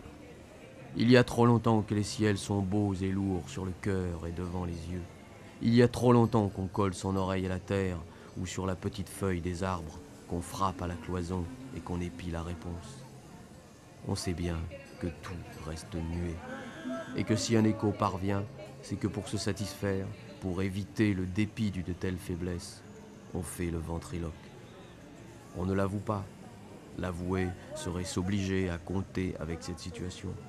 Et dès lors, adieu société, adieu conquête, adieu plaisir, adieu tout. Se coucher et dormir, ou pour aller plus vite, mourir d'une belle mort imposée. Or, l'instant qui a survécu à la conscience se révulse. Tout, mais pas la mort. La mort, allons donc, ça n'existe qu'à la réflexion.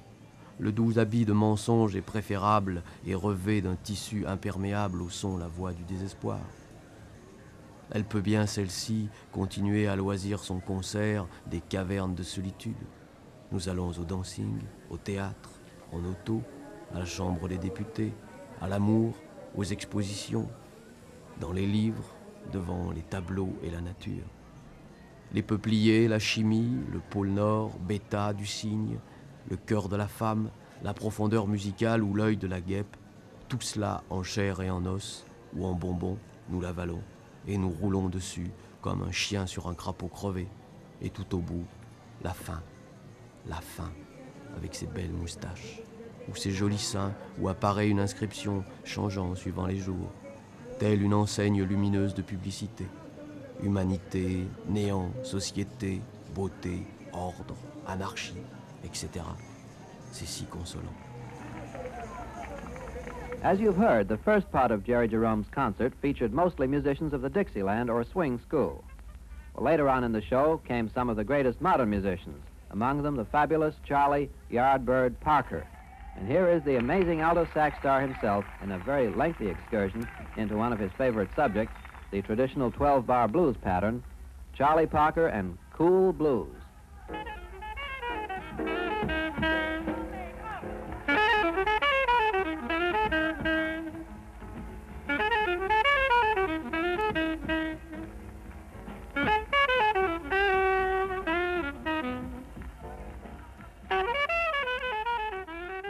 Jean-Pierre Bégaud, comment se passèrent les dernières années de la vie de Raymond Dessaigne?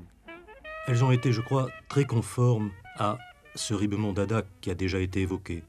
C'est-à-dire que tout au long de sa vie, Raymond a eu le même souci d'être lui-même, d'être conforme à ce qu'il voulait ou à ce qu'il refusait. Et cet empereur de Chine, vivant au pied du Bahut de Saint-Janet, était au fond pratiquement le même que celui qui a participé aux manifestes et aux réunions de la période Dada. Mais il continuait à se tenir informé de ce qui se passait? Il continuait parfois de loin, souvent avec un sourire un peu de distance, mais en tout cas un sourire aussi de sympathie. Raphaël Sorin, vous avez été un des derniers à approcher Raymond Dessaigne? Oui, je suis allé le voir à Saint-Janet avec une équipe de télévision. C'était pour l'émission de Bernard Pivot qui s'appelait à l'époque « Ouvrez les guillemets ». Et alors, il avait décidé de ne pas improviser son intervention, mais de tout écrire à l'avance. Et il m'avait préparé un texte très beau, extrêmement émouvant, où en fait on voyait que le vieillard qui me parlait était proche de l'enfant qui était né plus de 90 ans avant. C'était un texte tout à fait extraordinaire, qui se terminait d'ailleurs par le mot « être », puisque ce mot était essentiel pour lui. Alors nous avons filmé dans son bureau, au milieu de ses livres et de ses tableaux. Et ensuite, il a voulu aller dans le jardin. On a fait un petit tour de jardin. Et le film se terminait d'une façon très simple, et qui a pris, étant donné les circonstances de sa diffusion, un côté tout à fait poignant. Il se tournait vers la caméra, il bougeait un peu la main, il disait « La commedia è finita ». Et il est mort le jour même de la diffusion de ce film. Donc pour lui, la comédie était vraiment terminée. Et c'est quelque chose qui, moi, m'a beaucoup frappé. J'ai rencontré beaucoup d'écrivains âgés qui sont morts peu de temps après notre rencontre, mais jamais il y avait eu une espèce de concentration d'émotion et de justesse dans ces rencontres. Là, c'était tout à fait exceptionnel et tout à fait... Bon, c'est plus qu'un symbole, c'est tout à fait bouleversant. Vous pensez qu'il était conscient que ça représentait cette intervention, ouvrez les guillemets, un point final? Je pense, oui, je pense qu'il était très fatigué. D'ailleurs, au dernier moment, on a hésité parce que sa femme pensait qu'il ne tiendrait pas le choc, qu'il serait incapable de supporter le tournage. Et il a rassemblé ses dernières forces vraiment pour lancer cette petite bouteille à la mer. Et ça, c'était tout à fait étonnant. Quels sont vos peintres préférés?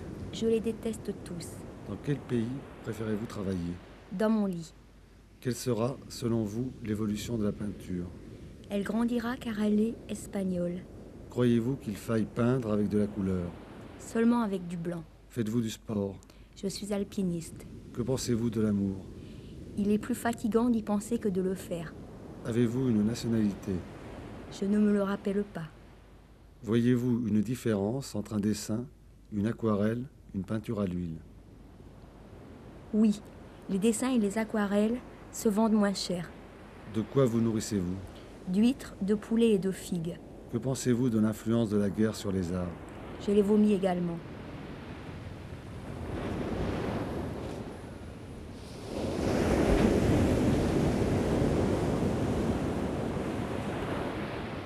Georges Ribemont de Seigne, par Pierre Dracheline. Aujourd'hui, poésie en cavale, avec Jean-Pierre Bégaud, Nino Franck, Ingrid Naour, Jean-Claude Pirotte, Raphaël Sorin. Texte, extrait de Dada et Dada 2, édition Champ Libre. Lu par Ingrid Naour, Jean-Pierre Poty. Groupe de réalisation, Nicole Valeron, Édouard Campras, Jacques Taroni.